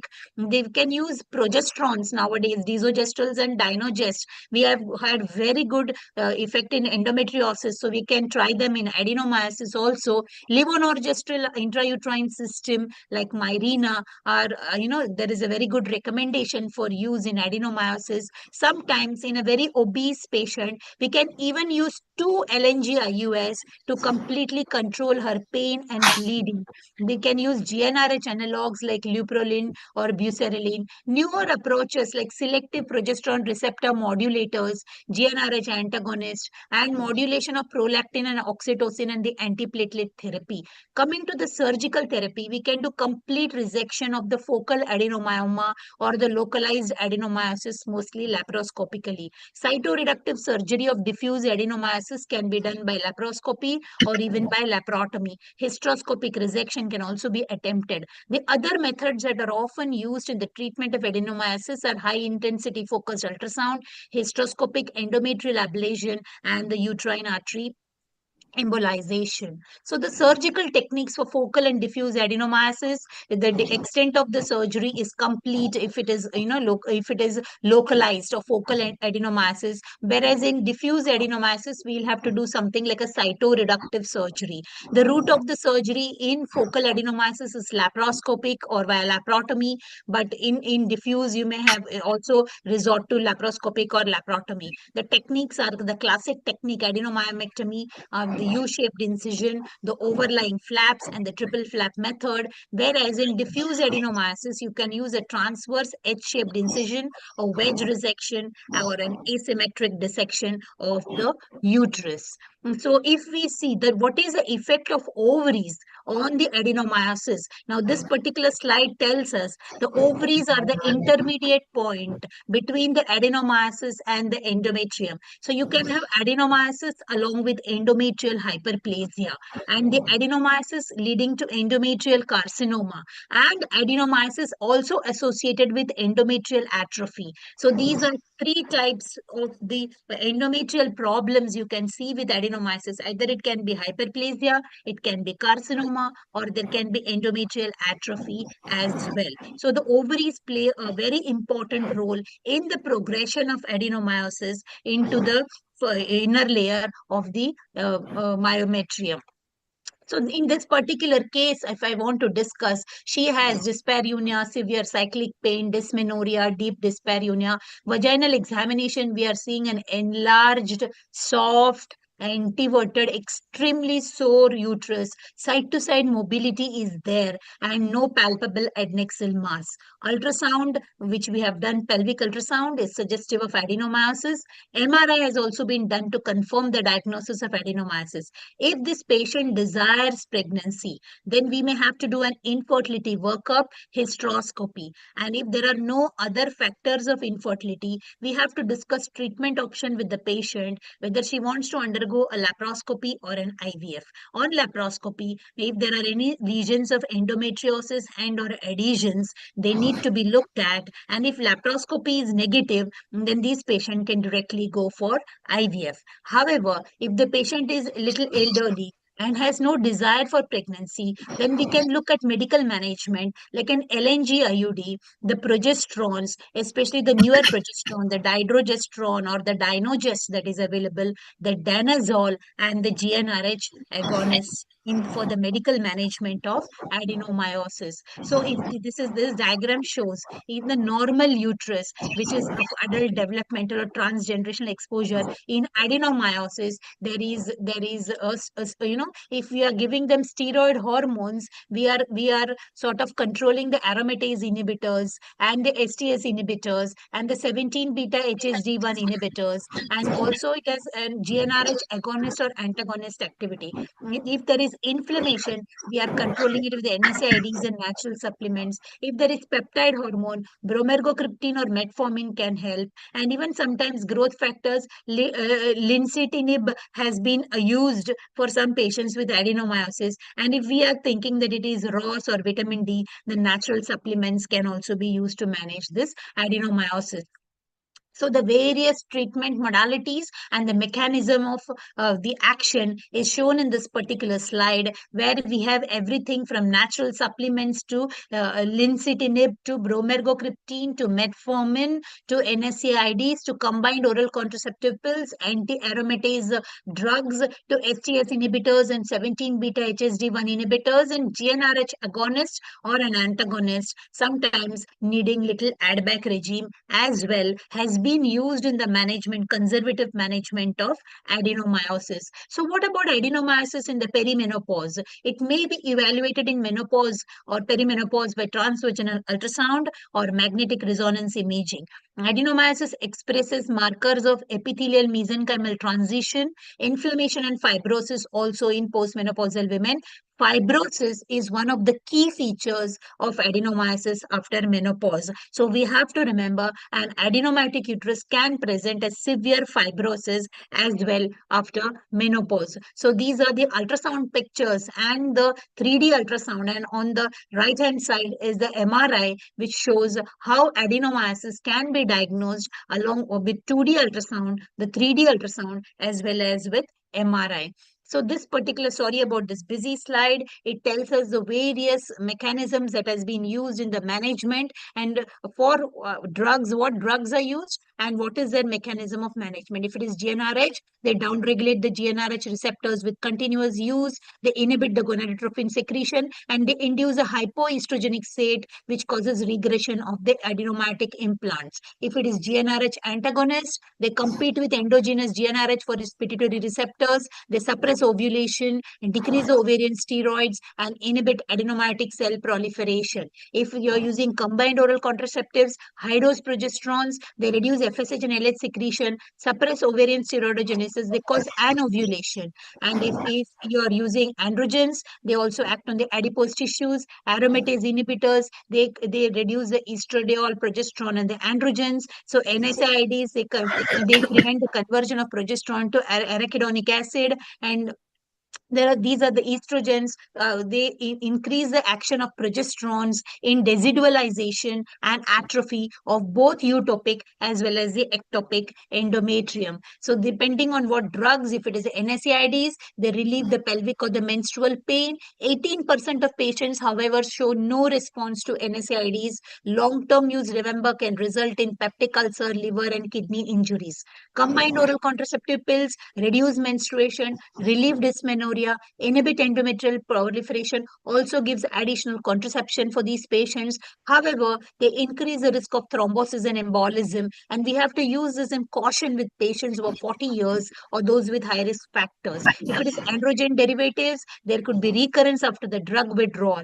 Steroid synthetic progesterones, they inhibit the HPO axis, reduce estrogen level and endometrial proliferation, relieve pain. They are fit for the perimenopause and menopausal patients. Adverse reactions include irregular bleeding, breast discomfort, and headache. And then there are other various forms of traditional medicines that have been used in control of endometriosis as well as adenomyosis. These are completely individualized treatment. So these are, if it is GnRH analogs like leuprolin acetate, long-term leads to perimenopausal symptoms, and they can lead to osteoporosis. There will be recurrence after withdrawal. LNGIUS can fall off or move down, can cause vaginal bleeding and amenorrhea.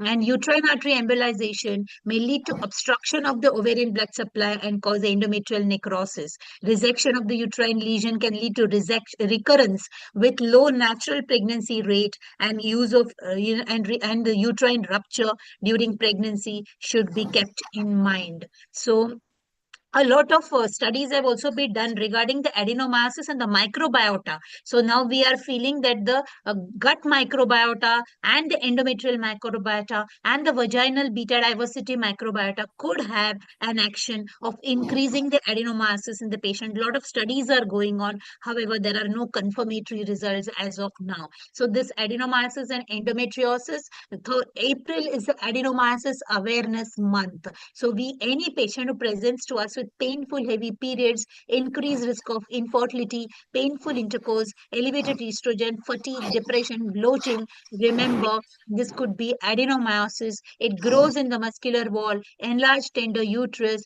Most often the diagnosis is confirmed by hysterectomy. So thank you for a patient hearing. And I'm contesting for the post of Vice President from West Zone, Foxy. So kindly vote and support me. Thank you. It was an informative and insightful presentation, madam. Wonderful presentation. I would like to add one point, madam. Actually, when we do fertility sparing surgery for adenomyoma, we should not do like our the normal myomectomy surgery. Actually, it has to be done by a person who has a great expertise in doing adenomyomectomy. We have to follow the techniques, the overlapping techniques, 4-petal technique. I have witnessed one video by Dr. P.G. Paul. He did a wonderful job here. And also we have to reinforce the wound with the mesh, suppose if it is needed. So because the chance of rupture of uterus during antenatal period is more with adenomyomectomy scar compared to my normal fibroid removal scars. So it has to be a very meticulous surgery. when we Yes, do for madam, I adenomyosis. totally agree. And we cannot use lot of current or lights, in that to burn the tissues, because that they heal only by fibrosis, and then the scar is very fibrotic and can give way even during the antenatal period.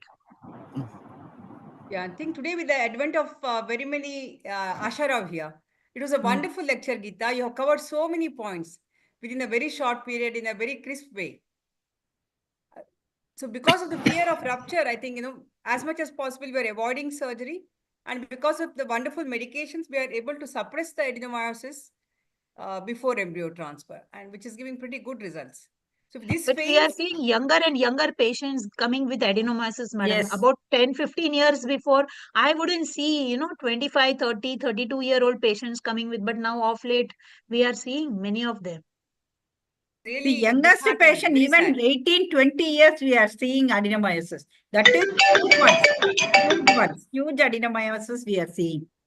I think they have to be best managed by madam and me, myself. We are Ashara madam and myself. We are very fond of using letrozole with GnRH analog combination with the NADBAC therapy. Definitely it reduces. If she is not desirous of pregnancy, probably LNG IUS will be a best one to maintain. And I think off late they are using aspirin also, because anti-inflammatory, higher doses of aspirin they are using. And I think you have covered almost all the points. We may have to add probiotics also sooner, madam. Yes, definitely probiotics. Yeah, lots Then of research only when happening. it comes, madam? So lots of research happening about the gut bacteria and the endometriosis. About the MUSA classification, ultrasound diagnosis of adenomyosis. Yeah, it is also that there. will help us to give, even if the patient has 2 or 3 positive findings in the MUSA criteria, that will help us to diagnose adenomyosis. The size may not be too big, but there will be features, for example, like small cystic spaces and panning out and all those things. And elastography is a newer imaging modality that is coming into vogue, because for patients with repeated implantation failure, we have to always think about adenomyosis, subtle adenomyosis. That can be easily picked up by not only by MRI, but also elastography. It becomes very resistive tissues, very hard tissues. So that can be picked up by elastography. Madam, sometimes in elderly patients, I've had to use 2 because the uterus is very bulky. 2 LNG IUS, So for that only, what we are advising is we used to give GnRH analogs 2 or 3 doses. That will reduce the size, and as well as it will thin out the endometrial lining. If you put the LNG IUS, there won't be any spotting. That breakthrough bleeding will not be there. And chance of expulsion are less. Madam? Chances of expulsion are less. Yeah. The expulsion rate can be avoided by pre-insertion GnRH agonist. And now, of late, I think oral antagonists, that is also helping. See, it reduces, abruptly, it reduces the bleeding first. Dynages also reduces the bleeding. But size, I think we have to wait and see. Like how GnRH agonist reduces the size along with letrozole, we do not know how antagonists are going to work. Maybe in future, we have to wait and see. Yeah, I used on a In few slightly patients larger recently. uterus. Yeah. Sorry.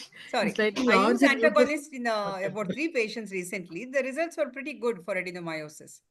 But we need many more patients. You mean oral antagonists, oral elagolix. And about this Marina, actually, the chance of expulsion in adenomyosis is more. Shall we do cervical circlage? Shall we advise? No need for that. You reduce the size by GnRH antagonist, agonist. Or shall we insert 2 come and sit in the cervical 2 canal, can be inserted. 2 can be inserted. Darling, come and sit in the cervical canal. The trick is, madam, put both inside first and then release the LNG IUS. You cannot release one LNG IUS and try to insert the next one. So you put both the inserters together and then you release one and release another and bring out the inserter out. That is a trick in introducing 2 LNG IUS in an adenomyotic uterus. If you remove one and then try to put the other inserter, it will hit your first mirina and the placement may not be very fundal. So what I do is I put both of them side by side together, and once they have reached the fundus, then you can release one and release another.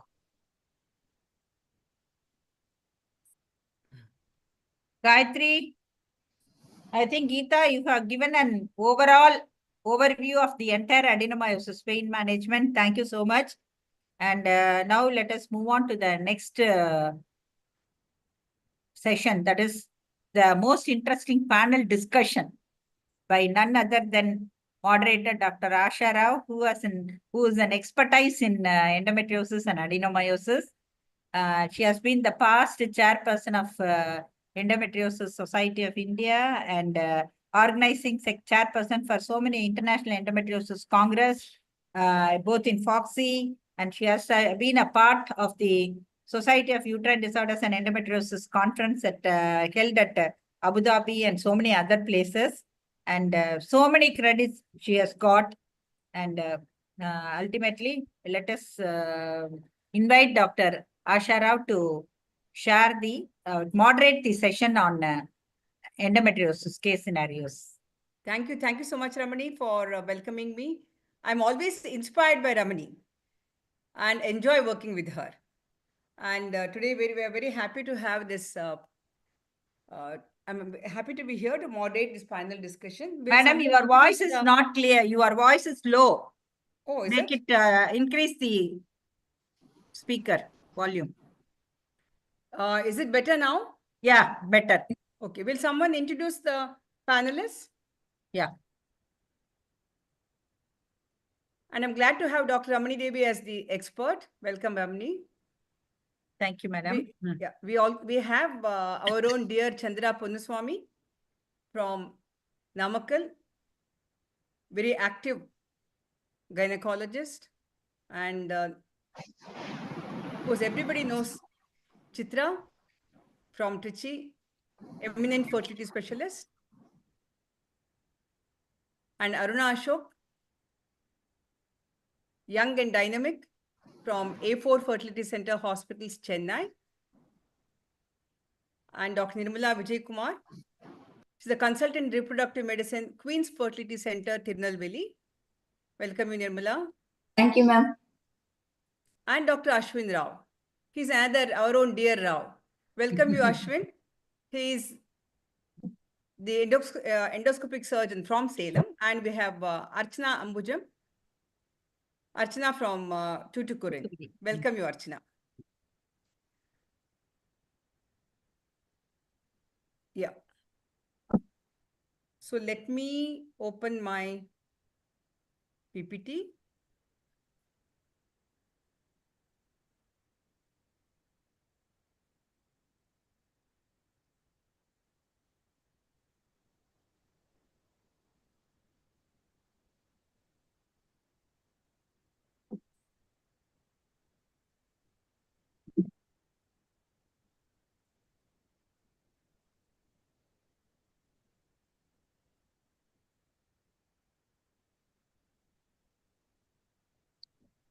Yeah, can you see it now? Yes, ma'am. Is my voice okay? Is it audible? Crystal clear. So I bring you greetings from Coimbatore and invite all of you in advance to the UFOXY, upcoming UFOXY in June at Ooty. Kindly join us and make it a vibrant Congress. And today's panel discussion is about endometriosis, which is a highly prevalent disease. More than 200 million women are suffering from endometriosis globally. Of these, we have almost 30 million women in India alone. And all of us know that the features are severe dysmenorrhea, chronic pelvic pain, and infertility. It's a disease of pain. This is Ramani's slide. It's a beautiful slide. Dysmenorrhea, dyspareunia, dysuria, dyschezia, DUB, diffuse abdominal pain, difficulty in conception, and delay in diagnosis. All these are the painful symptoms of endometriosis. And infertility, 25 to 50% of women with infertility may be affected by endometriosis. and 30 to 50% of women with endometriosis have infertility. And we have already discussed in detail about adenomyosis, which is not a disease of Paris and 40 women above 40. It is seen more and more in young women, and women, almost 20% of women coming to ART below the age of 40 years could be having adenomyosis. And it is very nice to note that the diagnosis when shifted to non-invasive diagnosis. Earlier, we had laparoscopy for everything. We are the generation who saw all these changes in life. Laparotomy initially, then laparoscopy for diagnosis. But today it is imaging for diagnosis. And we are trying to avoid surgery as much as possible, even for management, because endometriosis is a lifelong disease and requires a lifelong management plan, maximizing the use of medical treatment and avoiding repeated surgical procedures.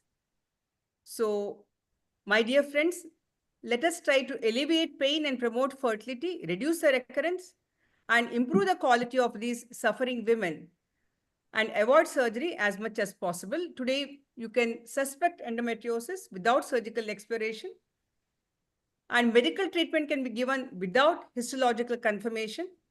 And diagnosis of endometriosis should no longer be considered as a synonym of immediate surgery. Because those days, whenever we diagnose endometriosis, we used to run for surgery immediately. And we have seen women married for 5 years with 3 laparoscopies, 2 laparotomies, exhaustion of ovaries, and later going in for egg donation, surrogacy, etc. So this kind of scenario should be avoided. And the factors influencing the choice of therapy are age, fertility, symptoms, severity, cost, side effects, and what is the evidence. That's very, because evidence is changing every day. What is true today, true yesterday is not true today. And so we are trying to propagate non-invasive diagnosis. And if it's a young girl, give her a long-term medical management, avoid surgery. When she wants to get pregnant, if she does not conceive, maybe you can even offer her ART or a single unique surgery if needed, followed by long-term medical management after childbirth, and surgery only if needed at the end of reproductive career, or avoid it with, once again, long-term medical management or intrauterine device. And all these are beautifully tabulated in the ESHRE guidelines 2022. And we also, during my tenure, we brought out Foxy Focus on endometriosis and adenomyosis, and GCPR, the guidelines in 2023, which were a little extension of whatever Dr. Ramani prepared earlier. So this is on the Foxy website. You can always refer to this GCPR whenever needed. So coming to the panel, let us see how we can manage endometriosis and to touch or not to touch endometrioma, especially starting with adolescent endometriosis. All of us know that there is a tremendous delay in diagnosis, almost 7 to 9 years. And these young girls would have seen 3 to 4 doctors before diagnosis. 50 to 70% of adolescents undergoing laparoscopy for chronic pelvic pain, not responding to medical therapy, could be having endometriosis. And it is a progressive disease where early diagnosis and treatment are most essential. So case number 1, let me start with Dr. Nirmala. Yes, ma'am. 17-year-old unmarried girl with pain abdomen, admitted to emergency room with history of dysmenorrhea for 2 years. How will you manage? What sort of investigations? So she has to be evaluated like any other case of acute abdomen. And since we are talking about endometriosis, an ultrasound would help us come to the diagnosis in the first stage. Yeah, definitely. You do the routine investigations like whatever, because it's an emergency situation. She comes at night with pain. You do the total count, Rule out UTI, and rule ultrasound. ectopic, rule out. Yeah, she's 17 years old. You do a clinical examination, but sometimes these girls are wriggling with pain. How cooperative they are for a pelvic examination or a PR, it's Correct. not really. So imaging definitely helps you, number one, to rule out other pathologies. And if you see an endometrioma, yes, once again, it will clinch the diagnosis of endometriosis. So we did see a 2 centimeter endometrioma in this girl. So how will you manage? A 2 centimeter endometrioma, which is chronic, is unlikely to cause such acute abdomen.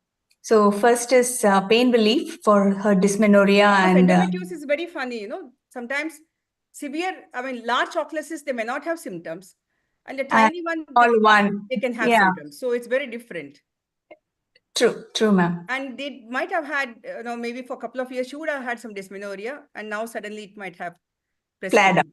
Yeah. Okay.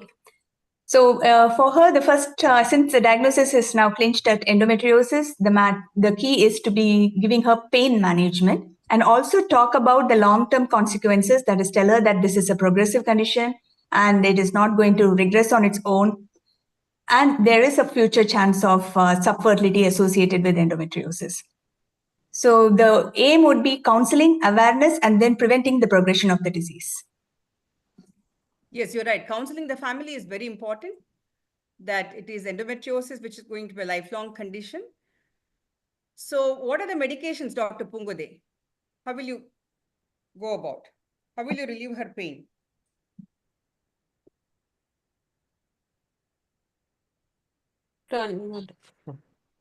We can start around non-steroidal anti-inflammatory drugs for pain. And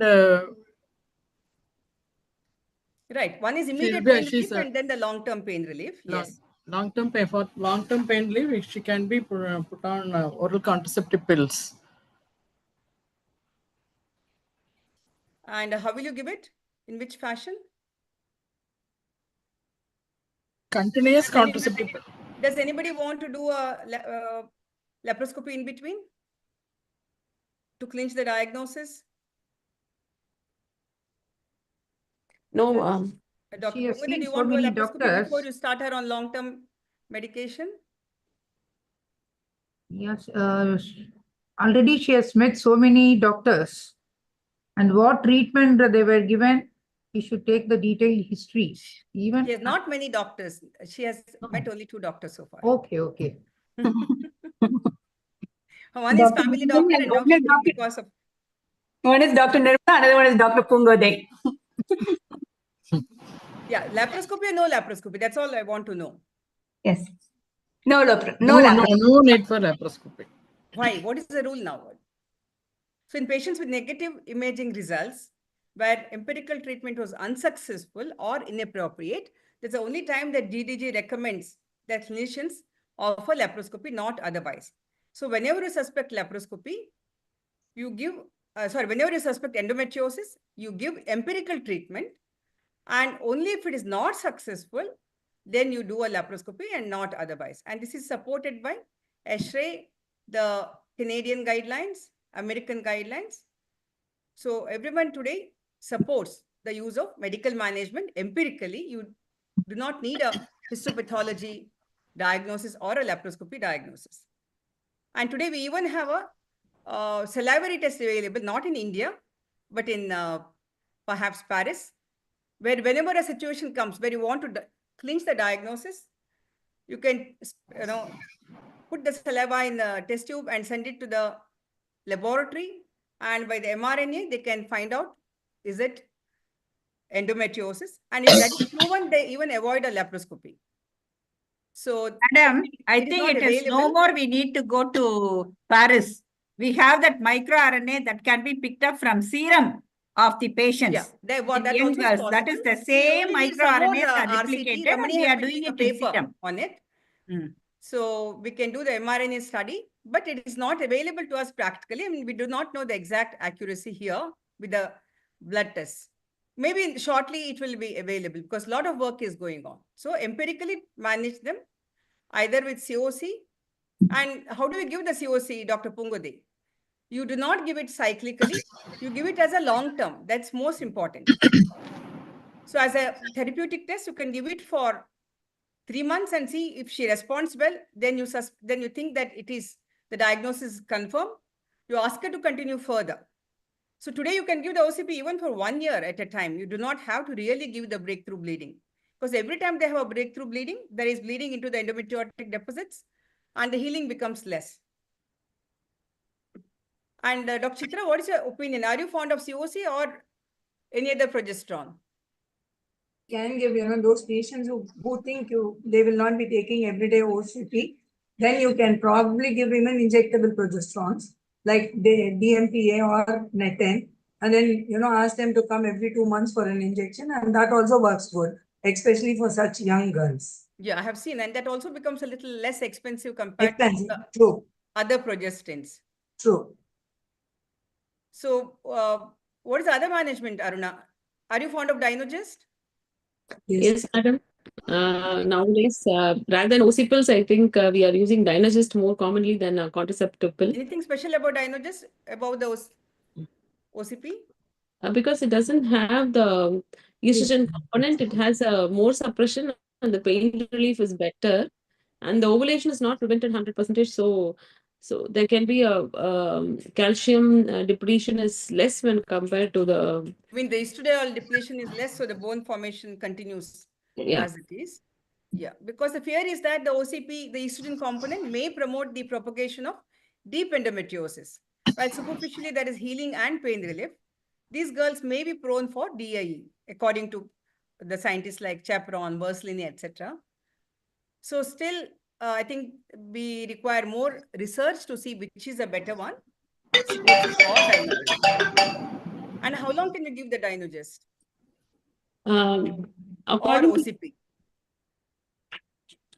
OC pills, usually we are giving 3 months continuously and then give a breakup when we are giving. Though this can be given that you have to give a break at the end of 3 months. You can even give at the end of 6 months. Even for PCO, they are giving for 1 year in UK. Yeah. So up to 1 year, we can continuously give Dynogest up to 1.5 years. There are studies that we can give it safely. Yeah, right. One of them is the Bisado study. It's a multicentric study in the 21 centers of Europe, where they proved that up to 52 weeks, it's very safe. Then there are papers by Romer et al., where he says even up to 7 years, you can use it because the bone suppression is very, very marginal, maybe 1%, and it will revert back whenever you stop the medication. So also there is a WIPO study going on, which will be concluded shortly. This is by the Bisan group. I think they have done a study for 72 months. I'm sorry, they're for 8 years. And we are just waiting for the concluding. Case 2, a similar girl comes and she has no endometrioma at all. On ultrasound, it did not show endometrioma. It just showed some peri-ovarian adhesions, but she has cyclical dysmenorrhea and pain on and off. So how will you manage her, Chitra? Probably when you don't see any endometriotic cyst there, this patient will have a better effect with the laparoscopy, where you can go and dissect and release all the adhesions. And then following that, you put her on GnRH analog or any other progesterone, so that you don't want a recurrence to occur. So you will have to put her on. What's your opinion, Archana? I think who are all the people for laparoscopy now? I just want one answer from Aruna. What's your opinion? If there is no other pain, I usually try to put a 1 month of medical therapy and see whether the pain is getting subsided. See, because if the endometrium, any lesion that is less than 5 millimeter will not be diagnosed by ultrasound or even MRI, but you cannot rule out endometriosis. So today, again, I already showed the slide where Eshrey said, if there is pain and even a negative imaging, you can put them on empirical therapy, avoid laparoscopy, because as young children of 16, 17 years, you do not do a laparoscopy. Because I met a young couple, doctor couple recently, just about 2 weeks back. She had pain at the age of 15 years, cyclical pain. They said, okay, hot water fermentation, paracetamol. Then again at 17 years, she went to somebody, and she was already a medical student at whatever, 17, 18. And she has seen 3 to 4 doctors. And they saw the ultrasound and said, oh, there is nothing special in the picture. So you do not need any therapy. கொஞ்சம் பொறுத்துக்குமா பொண்ணா பிறந்திருக்கேன். So you learn to tolerate pain. Take a painkiller, NSAID only. Chandra, do you agree with that? Just giving them a NSAID and fermentation? You can wait for some time, but if it is not relieved and all, we have to go ahead for complete So investigation. maybe, no, of course, there is one fear in the mind at the corner of your mind. Is it tuberculosis that you are missing? Otherwise, you should do an empirical therapy for them. Medical management, like Aruna said, give the OCP for 3 months or Dianogus for 3 months. And if there is good pain relief, you take it as endometriosis and ask them to continue the OCP 6 months. Okay, you can give 6 months and then give a break, or give for 1 year and give a break. Try to avoid doing a laparoscopy for these young girls, especially there is no question of dissection at all. If she's not responding, then you try to rule out other causes. In spite of OCP or Dianogus for 3 months, if there is no relief in pain, then sometimes you can even give GnRH in girls above 17. So try to avoid laparoscopy, manage them empirically, because the same doctor couple who started at, the young girl who started pain at 15, 16, today she is just finished her MD. She got married 6 months back and she has severe pain. And her lesions show DIE. Chocolates are small, but there is so much in the parametrium, So if the lesions are small, you do not see it by ultrasound or MRI. So early, the young girls, you should give them medical management and do not do a laparoscopy. And do not fear giving them OCP or Dianogus, because they told her you are born as a girl, learn to tolerate your pain, which is a wrong decision. So please help her. And this is where we doctors have to propagate. Tell our colleagues to give them OCP or Dianogus and avoid the spread of the disease further. Today, she is in grade 3 endometriosis and DIE. That's very sad. She's a gynecologist and he's an orthopedician. Okay. If she's relieved of her symptoms with OCP, we definitely, it's an evidence that she is of endometriosis. So we can continue it for 1 more year. Yes. 1 year is enough? Dianogus means more than 1 year, 2 years, 3 years. Nowadays, recently we are using Dianogus only. Yeah, you can give Dianogus. You can even switch them over later to OCP. The cost is going to be high, and you can give it for 3-4 years until, because OCP abroad, girls are carrying OCP in their handbag. They may take it for 6-7 years because it's fairly safe. So long-term medical, non-invasive diagnosis and long-term management until they want to get married and have a baby. Even up to 7 years, it has been found to be safe. So this is another young girl, Dr. S, 24 years, unmarried, waiting for NEET counseling for post-graduation, severe pain. She had pain for last 2 years, but now she has severe pain. And ultrasound showed bilateral chocolate cyst. One is 8 centimeter and other one is 3 centimeter. Right hematosalpinx. Also a subserous myoma of 5 centimeter. And what shall we do, Dr. Pungadi?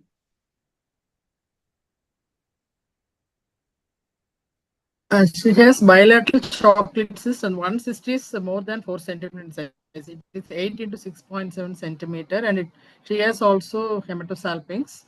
So I would advise her to undergo laparoscopy in this case.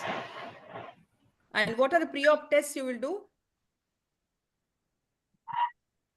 Routine her CA 125 or 674. Yeah. Is it alarming? 674, yes. Her AMH is okay. AMH is very normal.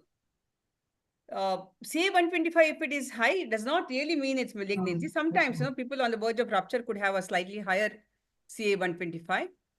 So this lady, this girl already had a medical management elsewhere. She had Dianogus on and off. So we went in for a laparoscopy, and she also had this fibroid. So the fibroid was removed and this chocolate cyst was removed. And she requested for a, we did give her a we did give her a GnRH depot 11.25, but did not really help. And you cannot go on giving it because she wants to wait for about 3 years until she finishes her ENT PG. And you can see the beautiful formation of the ovary at the end of surgery. So now she's married and I think she's already married for 1 year and 3 years in surgery. She's doing well.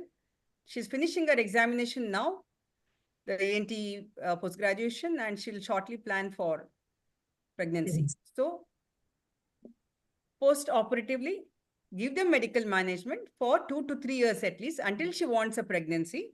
Just do not give for 3 to 6 months because there could be promptly a recurrence and you do not want a recurrence. So half-hearted medical management is of no use. I think I will not go into the surgical aspects because that will be... So prevention of recurrence in this patient, I think I have already answered. We give her long-term medical management. She was on Inauguration till now. And she will stop, as she writes the exam, she will stop the medication. And she has got a very good understanding husband. So this is case 4.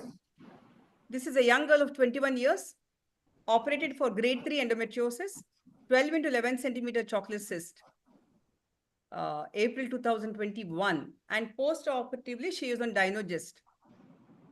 And she came after 6 months with a mild abdominal discomfort and spotting on and off. And this is the cyst that she has, 2.6 into 2.5. So what shall we do, Dr. Chitra? Ignore it and straight away start treating her. She's already on Dinogest. Now if she's planning pregnancy, oh, she's still a miss. Okay. She's still unmarried. That's what. You can continue that and you can reassure her that this does not really matter because the size is too small.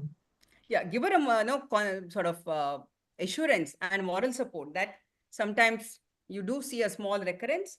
We just stepped up the dosage that time. We made it Dinogest twice daily for about 3 months. Her spotting she was worried about the spotting and a little pain. She got better and even the size came down to about 1 centimeter. And later we have stepped down the dosage of Dinogest again. And now we are in 2025. It's 4 years. She's doing very well. She's getting married shortly. So, right. So small recurrence, do not worry, give them assurance and continue medical management. Change the medication if you wish, if necessary. What about fertility preservation, Aruna? Fertility preservation do plays a role in these conditions. If they are not getting married in any near future, definitely we can freeze the oocytes. And then whenever she's getting married, we can use it. Particularly when the AMH is less than 1.2, we have to be very careful. But otherwise, if the patient is wishing for that, we can definitely do fertility preservation. I think it's our duty as a fertility specialist to give them awareness about the availability of fertility preservation. You do not have to go to UK or US. It's available at doorstep everywhere in India now. So if the family can afford it, they can definitely do the fertility preservation. Freeze the oocytes because many of them have a long-term plan. They say, no, I have to do my super studies further. And even when they get married, they do not want to have a baby for 3-4 years. They say, no, when we have just come to US, we have to get a green card. When they will get the green card, we do not know. So many girls are now coming. One girl came recently. She was 41 years, married 13 years. She came to us 1 year back, and now she was so keen on IVF. She said, we have lost so much time, do our IVF. Fortunately, she conceived. So you tell them that fertility preservation is available. So freeze the oocytes, and then they can go ahead with their plans. But once again, tell them that early marriage and pregnancy may be advisable. So yes, this is... So young girls, try to avoid surgery as much as possible and post-operatively give them medical management long-term to avoid recurrence. And if there's a small recurrence, no laparoscopy, go ahead with medical management. And fertility preservation should be advised. Okay, now this is case number 5, married woman. She's 29 years, a dentist, married for 2 years, trying to conceive for last 6 months. Mild dysmenorrhea 4 months. And she came for a routine counseling. And her uterus is normal. And she has got a right chocolate cyst of 2.7 centimeter. Left ovary is normal. And yeah, what will you advise her? Male factor is normal. Are you right? 6 months only, ma'am. Are you right? once again, you counsel her, saying that you do have endometriosis, but it is, can you do some sort of staging without laparoscopy now?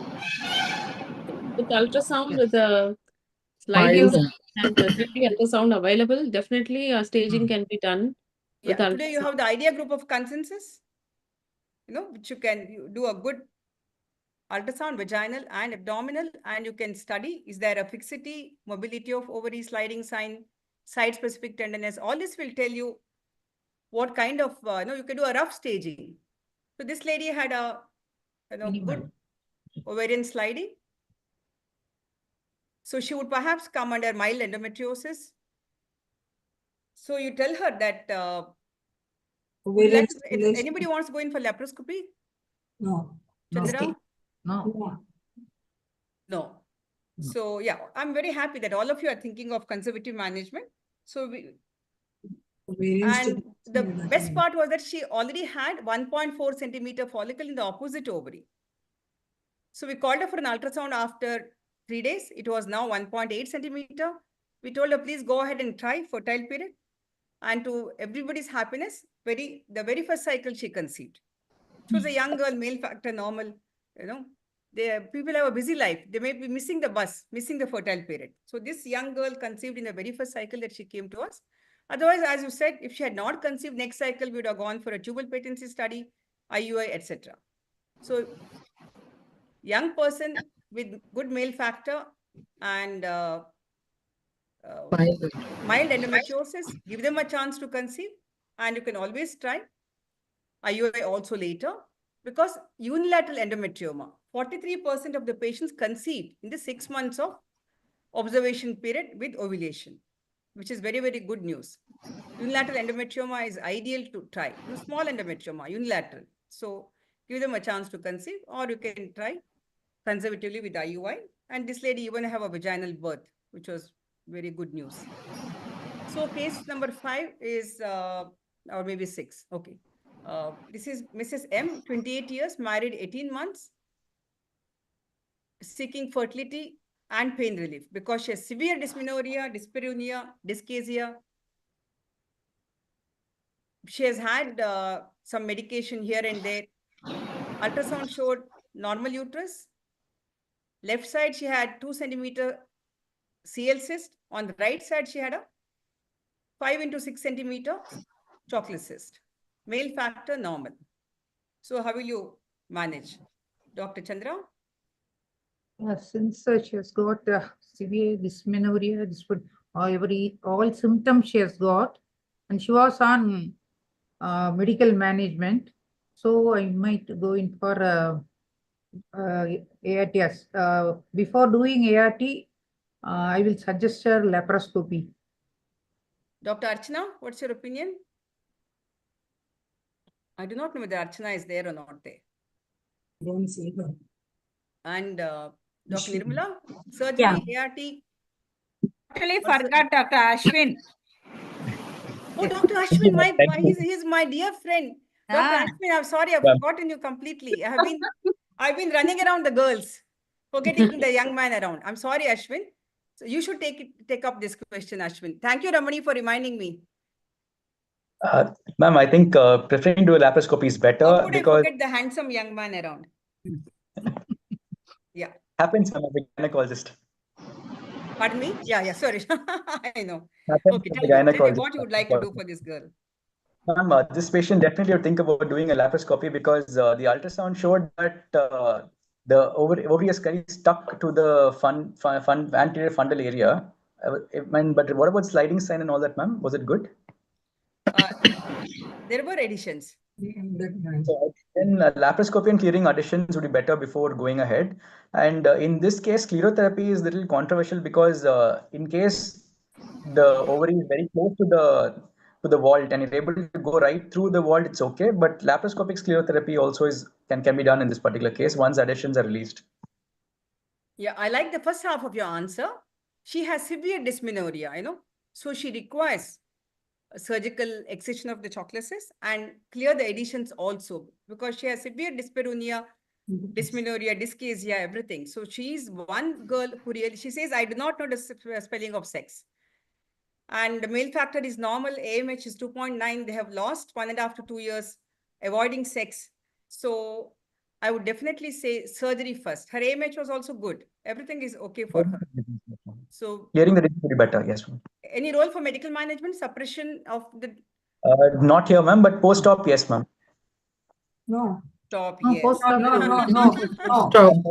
No. First to get pregnant. Medical management in the Treatment form for of ART. ovulation suppression is ineffective in improving the pregnancy rates. And No, following I mean, laparoscopy, again, if you give a suppression, when they go for honeymoon, there is no ovulation.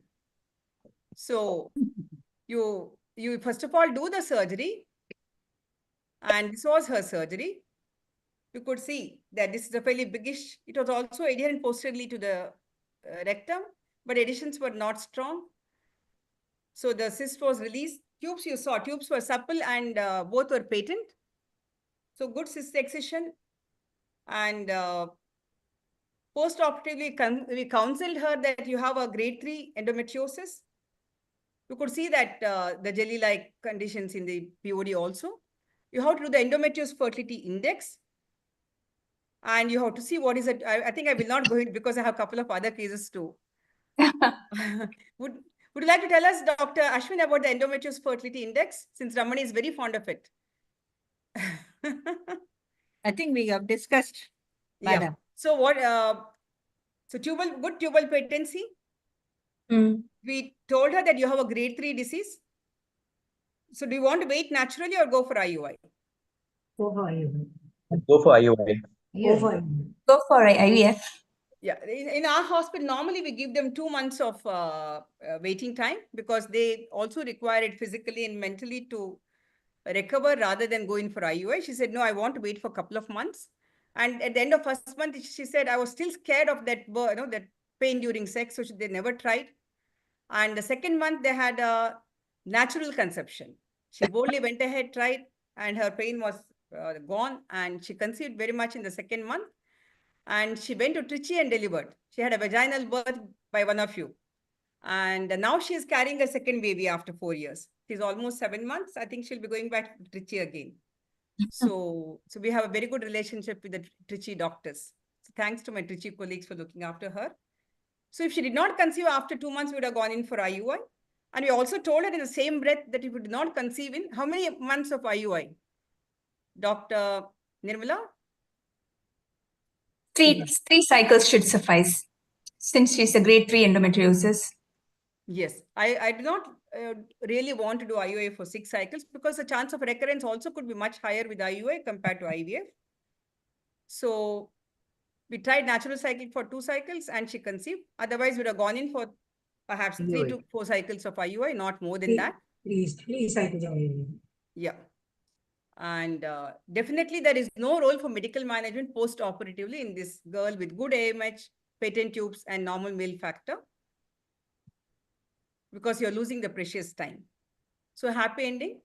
So there is no role for post-operative hormone therapy in these girls while they're trying for a pregnancy, unless they're delaying pregnancy. She says, no, I'm going to US. I want to wait for 2-3 years. Then you think of a medical management, not otherwise. Or she has projects to pursue in India also, you do the same.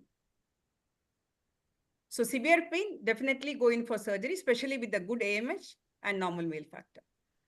Okay. So surgery prior to endometrioma, yes or no? Let us see. So this is Mrs. K, 36 years, married for 3 years, BMI is 19, and they're cool couple, IT couple. They just came for a pre-conceptual counseling when she's 36 years. Normal male factor, regular cycles with severe dysmenorrhea since childhood. She says, yeah, I always have pain every month. So what? And now for a couple of months, she had dyschezia also.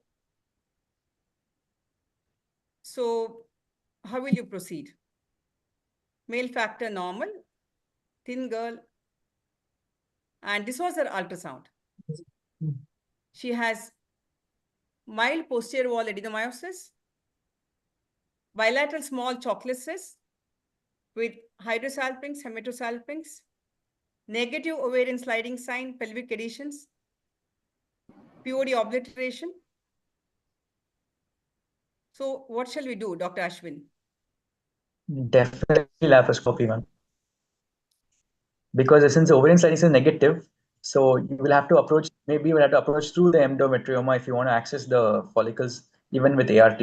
So definitely clear it, and then I mean, she also got hematosalpinx, so I'd probably remove the next left tube will be removed with the cyst. Dr. Pungode? Put her on GnRH agonist and take her up for IVF. Good, very good. And Dr. Aruna, what's your opinion? Directly first IVF, make the embryos, then do the surgery or the GnRH agonist, whichever the is willing. I definitely, with hematosalpinx, we have to do the surgery, then give the GnRH agonist and do the embryo transfer. That will be better for the patient, I feel, madam. Fantastic. Dr. Chitra, what's your opinion? Yeah, I go with Aruna. Yes. Very good. I think I give them a big hand, because this is exactly what we did.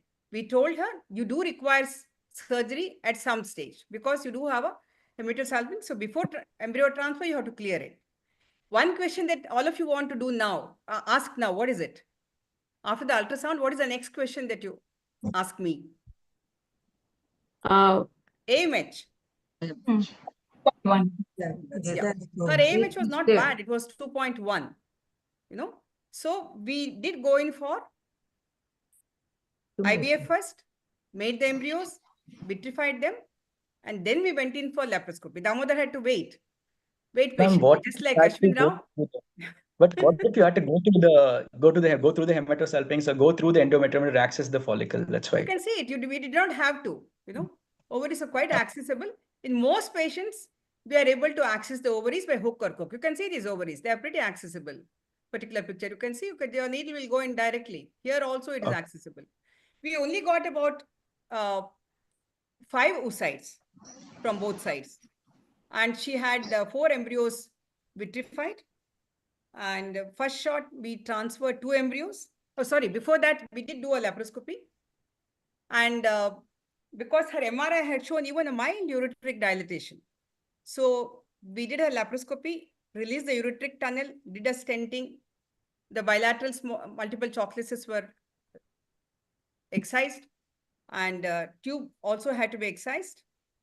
And then definitely you give a GnRH suppression because she had adenomyosis. And then we did the embryo transfer. And she was very much upset when she conceived. She said, you gave me 2 embryos, which would have given me only 1, because she conceived twins. But no, we had to tell her that we were worried about the embryo quality. Do you believe that embryo quality is compromised or bad in endometriosis? Compromised in endometriosis. Now, controversial It's controversial. I'm actually doing the study on that, because now the last year X-ray told that there is no difference in the quality, but I do personally feel that there is a difference in quality, and there is a downgrading I'm not of the asking my expert at all, Dr. Ramani. We feel that, madam. We both I and Ramani do together. So I answer on behalf of Ramani. Yes, we do feel that the embryo quality is compromised, the oocyte quality is compromised, and implantation rate is definitely lower. Yeah, so this is the general opinion, and all of us believe this for many years. But now the stand is changing, and the evidence says that the number of oocytes is decreased at egg collection, but the quality is not compromised. So do not do a surgery for everybody. Please do an egg collection and try to avoid surgery. You know, if you see the European papers, surgery does not play a role in that quality of the oocyte at all. It is because earlier we did believe that clean ovary is a good ovary, but the clean ovary becomes a lean ovary, you know. That's true, madam. So the number of oocytes you get may be less, but the quality will not matter. And the number of years the patient has been having endometriosis. For I think 27 years of my IVF practice, we did believe that endometriosis, they have less oocyte quality. But today the research says number is less, but the oocyte quality is not really compromised. They implant like anybody else. So I know the controversy will continue, but this is where it has taken a complete U-turn. So Chandra was right in saying it is controversial. So actually, British Journal of Sterility they have given a consensus on endometriosis. Last year it was published in 2024. Everything is a controversial one, starting from surgery. Yeah, that's exactly what I said. What is true aspiration. yesterday is not true today. Yeah.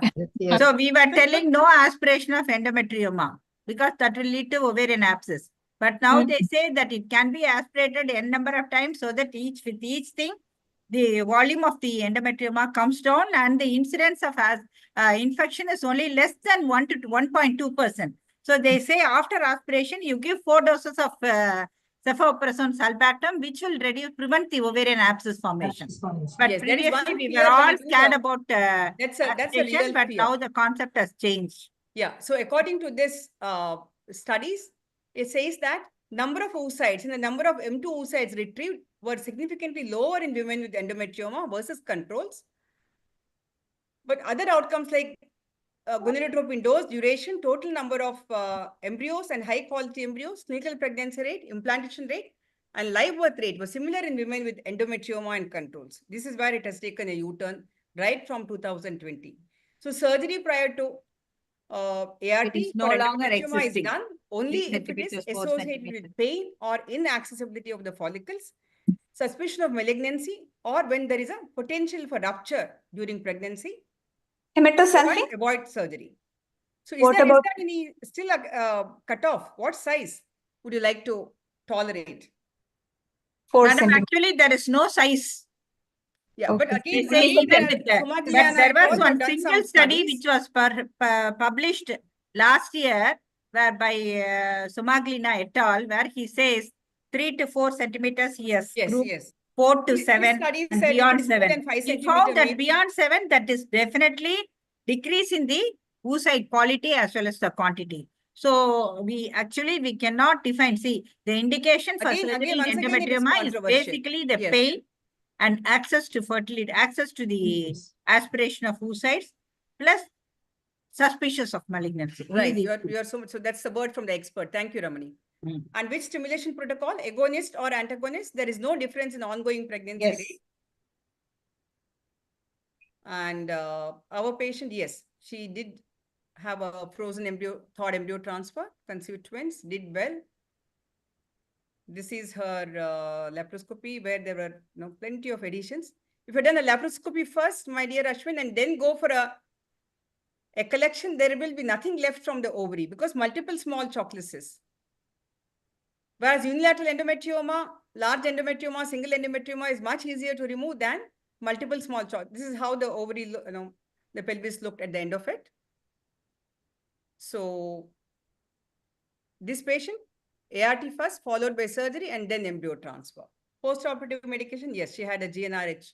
I won't go into the... So this is one more girl, 25 years, married since 2.5 years, primary infertility, severe dysmenorrhea. She has already undergone a laparoscopic cholecystectomy in a medical college. She had 2 cholecysts earlier. 4.5 centimeter, 4 into 5 centimeter on one side and 3 centimeter on the other side. Bilateral spill was plus, and she was given 3 doses of Lupride elsewhere. And now again, she had severe dysmenorrhea. She came to us, and this is what we saw.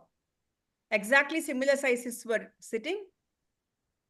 3.5 centimeter chocolate cyst, and other ovary was 6 into 8 centimeter with multiple chocolate cysts. So what shall we do, Dr. Aruna? Dr. Chitra, I mean, I've been leaving Chitra silent for some time. No. I will proceed with the next laparoscopy. What is the question that you would ask first? No, fertility, her fertility. What is the choice? Huh? If she has an AMH of 0.5, yes. You would not go in for surgery. You would AMH try is 6 to do... here. Because even in these ovaries, we think that you do not see the follicle, but there will be follicles at the periphery because she's pretty young. She's 25 years. You stimulate her, you may get at least 3-4 oocytes. But one question we asked was, what is the AMH? That is AMH was 6. Yes. I was surprised. So sent it to the next laboratory, microlab, and they gave 8.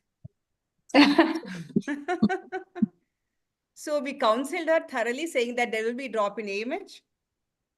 but in view of your severe pain and fairly biggish chocolate cysts, because one was 6 into 8 centimeter and other was 3.5 centimeter. We went in for laparoscopy first. Dr. Ashwin, what are your opinions here? What do you want to just do an aspiration and leave the ovaries, or do you want to do a cyst excision? Her AMH is about 6, so I would actually do one side of it. The other side, I wouldn't really do much about it, and probably do a relook after some time and then Which transfer. side do you want to do better and do less? The large size, large cyst is what I'll remove. The other multiple small cysts, not do much about it. No. And Dr. Aruna, Nirmala, one words. I would do whatever cyst excision possible, because AMH is 6 and we can do a good surgery for her. And then if the tubes are patent, it's fine. Already it's given as tubes are patent. If it has been blocked, we'll do the clipping. Otherwise, the tubes are patent, we leave it and then go ahead with IVF the next cycle. Right. Nirmala, what's your opinion? Same, since the patient opted sclerotherapy for her, preserving the ovaries, not doing surgery. She will form a pelvic abscess promptly. So definitely surgery. And actually the first attempt is the best attempt for every young patient with endometriosis. She was done in a bigger institution, but we do not know whether there were learning people who did the surgery, because the learning curve is long in these patients. So we do not know whether in the previous center they just did a very kind surgery, drained it partially, removed it partially, and did a little fulguration, because the cysts were bigger than what she had earlier. So when you got a second chance and such beautiful AMH, definitely do the best surgery for her, because there is no third chance. So do a complete excision of the chocolate cyst. That's the right answer from Aruna. Do a good surgery. She also had, she did have enough additions, bubbles, everything. It was released, bilateral spill plus. So now, do you want to wait for a natural conception? Dr. Pugode? No. Risk of recurrence is high. Dr. Archana, IVF Archana, I have forgotten for a short while. Archana and Pungode, IVF or IUI now? IVF. And Archana? She's not here. She's not there. Okay, fine. And Dr. Ashwin? What about post-op AMH? What was it after that one? 6. There is no need to do the AMH within 1 month, because there are so many papers, so many variations. So the follicles here, AFC looks good, ma'am. Then stimulation, yes. Yeah. So we did go in for egg collection, and first time we got only, I think maybe it was little too. How long do you want to wait after a surgery?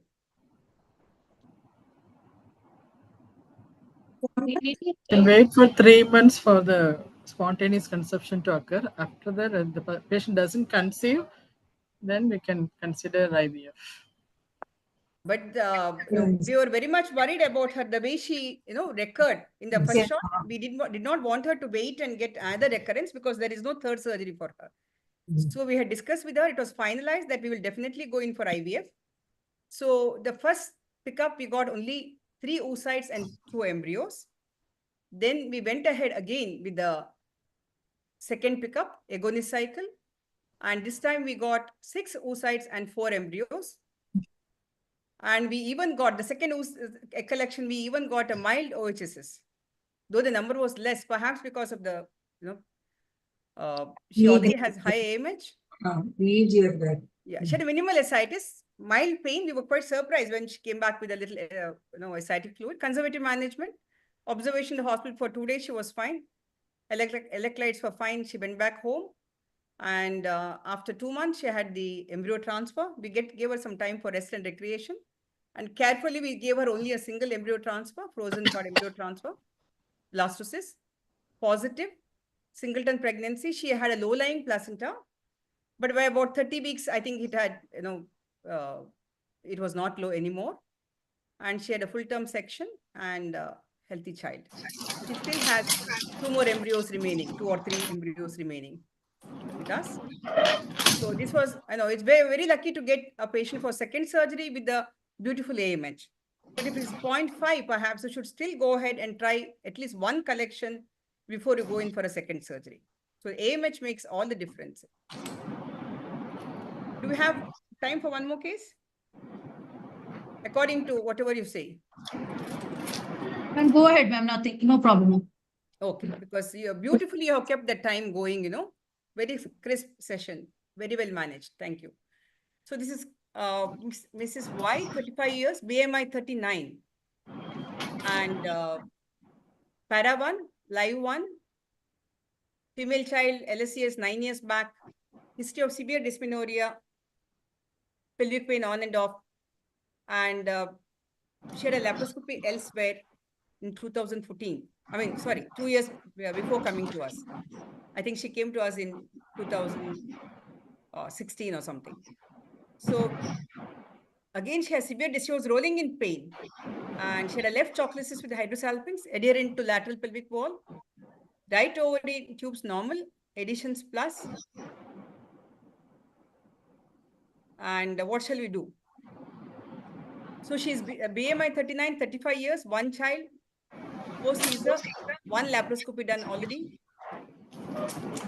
And this is her picture. One ovary was normal, but the other side she had 3 chalcis and 1 hydrosalpinx. Give her a nice pain relief with the suppression, madam. And the weight reduction is very important at the BMI 39. And maybe after 6 months, once the pain relief and everything has happened. Surgery or Ashwin, surgery or medication? She's not willing for surgery, ma'am. You said she's not willing for surgery. She was not willing. She wants pain relief, but she's not willing for radical surgery. She says, avoid as much as possible, but I want pain relief. Because I may need a second child later. Because according to all the counseling that we did, if we do a second surgery, maybe again the AMH will go down, and she's 35 years with 39 BMI. And surgery is not so easy in her, adhesions already. Medical management can be done. There was adhesions to rectum also. So, some occasional colostomy, all those things, complicated surgery. That's why she said. Ma'am, medical management is very well possible in this particular patient because her endometriosis not so big as such, except for the hydrosalpinx. But medical management can be done in this particular patient, ma'am. Yeah, don't you want to remove this? Are you worried about putting in a intrauterine device in this lady with the hydrosalpinx? No, we can put. Yeah, we can put. You can put in. Right. So I agree with all of you. We gave her a Lupride 11.25 because I told her if your pain is better, then we'll give you an intrauterine device. So in fact, it took about 12 weeks for her to be pain-free. And that's the time she agreed for the intrauterine device. And I was also happy that no point in wasting a Mirena on somebody. So because she had no pain relief, those days we did not have antagonist and all that. And I know this is not so good for a quick reduction of pain. So we gave her a 11.25. At the end of 12 weeks, she was happy. Then we introduced LNG-IUS. We gave her another shot of 3.7 Lupride. And I think this was 2016 that she came to us. And she has done pretty well. She came once in between with some pain. We gave her a top-up with the Dynogest for about 3 to 4 months. And again, we have withdrawn the Dynogest. And now it is almost, I think, 10 years. She's not willing for removal of the Mirena. We said 7 years up, better you change the Mirena, maybe and hydrosalpinx, in fact, it regressed. Maybe it was a mild hematosalpinx, every time there's a little bleeding into the tubes, pelvis, it would enlarge. So with the bleeding suppressed, the hematosalpinx actually has regressed, and she's very happy. And she's not come back she came last year, she decides. And now, yesterday I met another doctor's wife, surgeon's wife, who's a very close friend. This lady removed her Mirena that we had put for her after 13 years. She said, why should I remove? I was having Mirena for 13 years. And now she's 59 years. So this is the story of Mirena. In fact, last UFOXY, we presented a paper a tail of Mirena of 14 years because one of her patients had the Mirena for 14 years knowingly. When they told her to remove the Mirena at the end of 7 years, she did not come back. And she came back later when she started getting symptoms again. And then she put the Mirena at 34. And at 48, she came back and she had a hysterectomy. She said, I do not want anything else. So LNGIOS can work very well. So I think you should have the motivation and motivate the patient. Doctor should be motivated and the patient also has to be counseled. So they can do very well with medical management. So I think with this we can stop, or do you want one more case? I think I think it's enough for the day. I think we had a good discussion. Yes. And one patient. Yeah, and this lady, she forgot about childbearing. The one who was para 1. She said, no, I do not want that child anymore. I'm happy that I had a pain relief the previous week. So, my dear friends, let us treat this dreadful disease as a medical disease. As much as possible, try to avoid surgery in adolescent and women wanting fertility unless there is severe pain. So if there's severe pain, yes, you may have to interfere in many patients. But this our gynec patient who came at the age of 35 years with BMI 39, she did have severe pain, but we could manage her beautifully with the LNG, with the Lupride first, followed by LNG-IUS. She has done very well for 10 years now. So endometriosis, you treat as a lifelong disease and try to treat it as much as possible medically, and surgery only if essential. Thank you all. Thank you. Thank you, Ramani, so much for giving me so much time. Thank you. Thank you, madam. It was an excellent case discussion, and thanks to all the panelists. Thank you, madam. They were brilliant, and everybody's answers were very good. Thank you all. Ashwin, Aruna, Chandra, Nirmala, Archana, Pungode, and Chitra for Thank you very wonderful participation. Thank you all. Thank you, madam.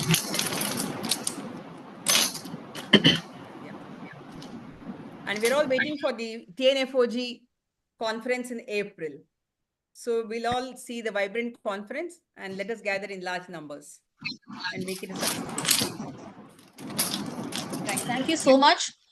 It's been a wonderful evening and we've had a lot of important points in this enigmatic disease coming into practice. What is the latest and everything. I take this opportunity to thank our chief guests, Dr. Geeta Khanna and Dr. Fessy Lewis, for joining us and blessing the program. Special thanks to our judges and the Yuvas of today's session. Dr. Pungodai for chairing this session, also participating as a panelist. Dr. Geeta Balsarkar for all the insights in adenomyosis, and Shara Madam and all the panelists for all your excellent inputs. Thank you very much, and thanks Shield and Dr. and Mrs. Sripriya for the technical support. Thank you all. Thank you, Gayatri. So thank you and have a nice evening. Bye-bye. Until we see you next time in